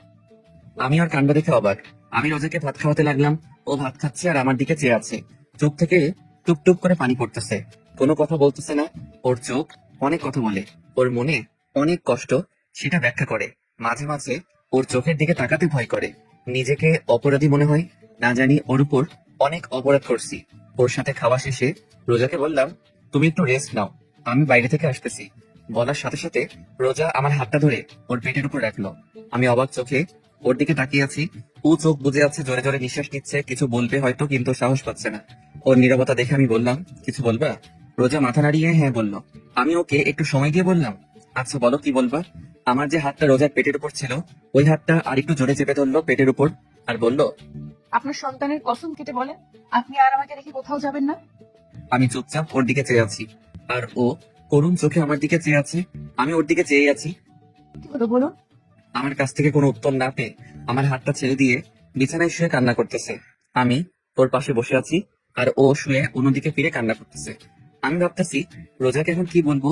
রোজা আমার কাছে থাকলে রিয়ার কথা মনে পড়ে যায় যে এখানে রিয়ার থাকার কথা ছিল। রোজা এসে ভাগ বসাইছে। আবার রোজা আমার কাছ থেকে দূরে থাকলে রোজাকে কাছে পেতে মন চায়। আমি আস্তে করে রোজার পিঠে হাত দিয়ে ডাক দিলাম, রোজা। রোজা দেখিয়ে এদিকে ফেরো। রোজা তারপরও চুপ করে আছে। ওকে একটু জোর করে আমার দিকে ফিরিয়ে ওর পেটে হাত দিয়ে বললাম, যদি তুমি ধরে রাখতে পারো তাহলে আজীবন তোমার সাথে থাকবো। রোজা ছলো ছলো চোখে আমার দিকে চেয়ে আছে। আমি বললাম, কি হলো, পারবো তো? পারবো মানে? ইনশাল্লাহ পারবো। পারলেই ভালো। রোজা শোয়া অবস্থায় ওর হাত দুটি মেলে আমাকে ওর কাছে ডাকতেছে। ওর ডাকে সাড়া না দিয়ে কোন উপায় নাই, আস্তে করে জড়িয়ে ধরলাম। ও আমার ঘাড়ে মুখ বুজে কান্না করতেছে। আমি ওর কানের কাছে আমার মুখটা নিয়ে বললাম, এত পানি তোমার চোখে কোথা থেকে আসে? ও আমার কানের কাছে মুখ নিয়ে আস্তে আস্তে করে বলল, কোথা থেকে আসে জানি না, কিন্তু আমার চোখে পানি আপনার জন্য আসে। মানে? মানে আবার কি, ভালোবাসি তাই। আপনার একটুখানি অবহেলা আমাকে অনেক অনেক কষ্ট দেয়। আমার মুখের ভাষা মনে হয় রোজা কেড়ে নিয়েছে। কি বলবো আমি, কি বলা উচিত এখন আমার জানা নাই। একটা কথা বলবো? বলো। রাগ করবেন না তো? আরে বলো তো। আপনি শুধু রাগ করেন কেন? আমি ওকে ছেড়ে দিয়ে বসে নরম সুরে বললাম, কি বলবা বলো। রোজা উঠে আমার পাশে বসে ওর দুই হাত আমার গলায় রেখে আহ্লাদি সুরে বলল, ওই দিন কিভাবে অধিকার আদায় করছি মনে আছে? আমি আমতা আমতা করে বললাম, কোন দিন? বলার সাথে সাথে রোজা আমাকে ধাক্কা দিয়ে বিছানায় ফেলে আমার উপর উঠে বসে বলল, এবার মনে পড়ছে কোন দিন? আমি আবার বললাম, কোন দিন? এইবারও আমার শার্টের বোতাম একটা খুলে আরেকটায় হাত দিয়ে বলল, এখনো মনে পড়ে নাই? পড়ছে পড়ছে, মনে পড়ছে। তাহলে এতক্ষণ ঢং করলেন কেন? না মানে। তাহলে শুরু হয়ে যাক। কি? কি মানে? বলেই বুকে কিস করতে লাগলো। এরই মধ্যে দরজা খোলার শব্দ শুনলাম। মনে হয় মা আব্বু আইছে। এদিকে রোজা পাগল হয়ে গেছে। রোজাকে বললাম, মা আইছে সরো। রোজা কোনো কথা না বলে ও ওর কাজ করতেছে। রোজাকে এক প্রকার জোর করে নিজের থেকে ওকে ছাড়িয়ে বাইরে আসলাম। বাইরে আসার সাথে সাথে মা ঘরের ভিতর ঢুকতেছিল। আমার বের হতে দেখে মা বলল, রোজা কই? আমি বললাম, আসছো সেই সকালে, আমাকে একবারও জিজ্ঞাসা করছো আমি কেমন আছি? তুই কেমন আছিস আমার জানা লাগবে না। আমার নাতির মা কেমন আছে, কেমন থাকবে সেটা জানলেই চলবে আমার। দেখি সর। আর রোজা কোথায়? রুমে আছি। রুমে যেতে যেতে বলল, রাত 8টায় বাসায় খুলনা যাব, রেডি থাকিস, মিজান টিকিট কাটতে গেছে। তারপর আব্বুর সাথে টুকটাক কথা বললাম। আব্বু একটু ইমোশনাল হয়ে বলল, তখন রাগের মাথায় এইসব বলছি, আরো অনেক কথা ইত্যাদি। তারপর ছোট ভাই সজীব, সেও সেম একটু ইমোশনাল হইয়া কথা বলল, একটু কান্না করলো। কিন্তু আমার মা, সে তো রোজার ভক্ত, আমি তার ছেলে, সে তো ভুলিয়েই গেছে। রাতে মিজানের কাছে থেকে বিদায় নিয়ে খুলনা রওনা দিলাম। আমার আর রোজাকে পিছনের সিটে দেওয়া হলো। মা আব্বু আমাদের থেকে 4-5 সিট আগে, আর তার আগে সজীব। রোজা জানালার পাশের সিটে বসছে। গাড়ি চলছে তার আপন গতিতে। রোজা ওর দুই হাত দিয়ে আমার এক হাত জড়িয়ে ধরে আছে। রোজার মাথাটা আমার ঘাড়ের উপর। জানালা থেকে বাতাস ঢুকতেছে আর সেই বাতাসে রোজার কিছু চুল আমার মুখের উপর পড়তেছে। অনেক ভালো লাগতেছে আমার। রোজার চুলে এক অদ্ভুত রকমের ঘ্রাণ আছে, কিরকম একটা মাতাল করা ঘ্রাণ। প্রায় মধ্যরাত, তখন আশেপাশে প্রায় মানুষ ঘুমে, আবার কেউ কেউ মোবাইলে ব্যস্ত। আর আমি চেয়ে আছি রোজার দিকে। অপরূপ সুন্দর লাগতেছে রোজাকে। কোন সময় চাঁদের আলো পড়তেছে, আবার কোন সময় সোডিয়ামের আলো পড়তেছে রোজার মুখের উপর, যা ওর সৌন্দর্যকে আরো বাড়িয়ে দিয়েছে। অনেক ভালো লাগতেছে এই সময়টা। এইভাবেই সারাটা পথ রোজার দিকে চেয়েছিলাম। বাসায় এসে আমি অবাক, কারণ বাসায় মেহমান ভরা। মনে হয় কোনো আয়োজন হবে। রুমে আসলাম, কতদিন পর আমার নিজের রুমে আসলাম। বিছানায় গাটা এলিয়ে দিলাম। বাসায় আসার পর রোজাকে আর দেখতে পাই নাই। মনে মনে ওকে খুঁজছি কিন্তু পাই নাই। লজ্জায় কাউকে জিজ্ঞাসা করি নাই। কিছুক্ষণ পর আমার দুই খালাতো ভাই আমার রুমে আসলো। এসে বলল, ভাইয়া এই নাও, এগুলো পরে বাইরে আসো। বলে আমার হাতে একটা নতুন লুঙ্গি আর একটা গেঞ্জি দিয়ে চলে গেল। আমি ওদের কথায় পাত্তা না দিয়ে লুঙ্গি আর গেঞ্জি বিছানার পাশে রেখে চুপচাপ বিছানায় শুয়ে আছি। রোজার অপেক্ষায় আছি কখন আসবে, কিন্তু ওর আসার কোনো নাম গন্ধই নাই। কিছুক্ষণ পর মা আসলো, এসে বলল, কি হলো, তুই এখনো চেঞ্জ করিস নাই? মা এইগুলো কেন পরবো? তাড়াতাড়ি পর, তোর আর রোজার গায়ে হলুদ আজ। আর আজ রাতে বিয়ে। মা এসব কি জন্য? তোর জানা লাগবে না, তাড়াতাড়ি পর এইগুলা পরে বাইরে আয়। বলে মা চলে গেল। এই রোজা যে কোথায় গেল? বাসায় আসার পর এখনো আমার সামনে আসলো না। লুঙ্গি আর গেঞ্জি পরে বাইরে আসলাম। ছোট ভাইরা আমাকে দেখে হাসতেছে। কোনো সময় তো আমাকে লুঙ্গি পরতে দেখে নাই, তো তাই হয়তো হাসতেছে। আমার কিছু খালাতো মামাতো বোন আর কিছু পাড়া প্রতিবেশী হলুদ শাড়ি পরে বাইরে বের হচ্ছে। আমি আমার খালাতো ভাই শিয়াবকে বললাম, ওরা কোথায় যায়? রিয়া আপুদের বাসায়। আমি অবাক চোখে শিয়াবের দিকে তাকিয়ে বললাম, রিয়াদের বাসায় যায় কেন? আরে রোজা ভাবি তো রিয়া আপুদের বাসায়, সকালে রিয়া আপুর মা এসে নিয়ে গেছে রোজা ভাবিকে। আমি শিয়াবের কথা আগামাথা কিছুই বুঝি নাই। তা রোজাকে কেন নিয়ে গেছে রিয়ার আম্মু? রিয়ার আব্বু আম্মু রোজা ভাবিকে রিয়ার স্থান দিয়েছে, তাই এখন থেকে রোজাই রিয়া, রিয়া আপুর আব্বু আম্মুর কাছে। বুঝলাম। তা ওরা কি করতে গেছে রিয়াদের বাসায়? কি করতে যাবে? রোজা ভাবিকে গায়ে হলুদ দিতে গেছে। ও আচ্ছা, আমি রুমে যাই, দরকার পড়লে ডাক দিস। আচ্ছা। রুমে এসে বসে বসে ভাবতেছি, রিয়ার আব্বু আম্মুর আবার কি হলো? রোজাকে সোজা মেয়ে হিসেবে মেনে নিল? তাদের আর কোনো মেয়ে নেই, তার জন্য নাকি অন্য কিছু খুব ভাবতেছি। কিছুক্ষণ পর শিহাব আসলো, রুমে এসে বলল, ভাইয়া চলো। কোথায়? কোথায় আবার? বাইরে আসো, এখন তোমার গায়ে হলুদ দেবে। আমি আর কোনো কথা না বলে শিয়াবের সাথে বাইরে আসলাম। দূর সম্পর্কের নানীরা এসে আমাকে নিয়ে একটা পাড়ার উপর দাঁড় করালো। কিছু কিছু মহিলারা আদি যুগের গান গাইতে লাগলো, কেউ কেউ আমার গায়ে হলুদ দিয়ে যাচ্ছে। এইভাবে অনেক নিয়ম কানুনের পর শেষ হলো গায়ে হলুদ। আমাকে ভালো মতো গোসল করিয়ে ঘরে নিয়ে আসলো। সন্ধ্যাবেলা একটা শেরওয়ানি পরে কিছু লোকদের সাথে রিয়াদের বাসায় গেলাম। অনেক সুন্দর করে সাজানো হয়েছে রিয়াদের বাড়ি। পুরা বাড়ি লাল নীল ছোট ছোট লাইটে ভরপুর। রিয়াদের বাড়ির ভিতর ঢুকলাম, বুকটা ধপধপ করতেছে। বাড়িতে ঢোকার সাথে সাথে রিয়ার ছোট ভাই দৌড়ে এসে আমাকে জড়িয়ে ধরলো। আমি ওকে জড়িয়ে ধরে বললাম, কি হয়েছে? ও কোনো কথা না বলে আমার হাত ধরে বরের বসার জায়গায় বসলো। রিয়ার আব্বু আম্মু আমার আশেপাশে ছিল, কিন্তু কোনো কথা বলে নাই আমার সাথে। এখনো ধীরে ধীরে বিয়ের কাজ শেষ হলো। রিয়ার আব্বু আম্মু এখন আমার পাশে বসা। রিয়ার মা আমার মাকে ফোন দিয়ে বলল তাদের বাড়ি আসতে। রিয়ার আম্মু আমার পাশে বসে আছে, কিছু বলবে হয়তো, কিন্তু বলতে পারতেছে না। ওনার এরকম অবস্থা দেখে আমি জিজ্ঞাসা করলাম, খালা কেমন আছেন? কোনো কথা বলতেছে না, শাড়ির আঁচলটা মুখে দিয়ে অন্যদিকে ফিরে আছে। আমি এবার বললাম, মা কেমন আছে? রিয়ার আম্মু আমার দিকে ছলো ছলো চোখে তাকিয়ে আছে। আমার সামনে দাঁড়িয়ে তার হাত দিয়ে আমার গাল ধরে বলল, আমাকে ক্ষমা করে দিস বাবা। আপনি এগুলো কি বলতেছেন? ওই দিন রিয়াকে তোরে দেখতে দিই না। আরে থামো, কি এসব কি কথা বলতেছো? না মা নে। ওনার কথা বলা শেষ হবার আগে আমার মা আসলো, এসে রিয়ার আম্মুকে বলল, কিসের জন্য দেখলি? চ নতুন বউ বরকে আসতে ঘরে তুলে নি।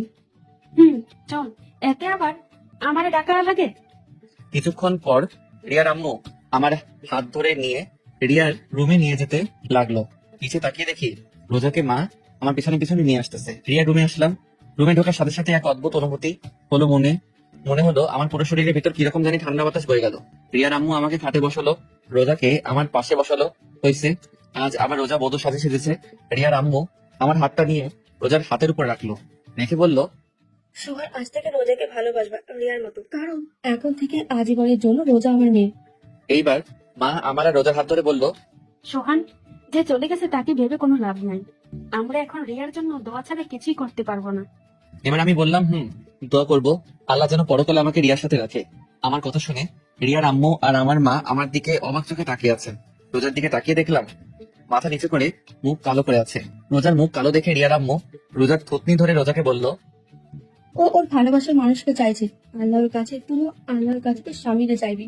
রোজা শুধু মাথা নাড়িয়ে ঠিক আছে বলতো। আরো অনেক কথা বলে রিয়ার মা আর আমার মা আমাকে রোজাকে রেখে বাইরে থেকে দরজা আটকে চলে গেল।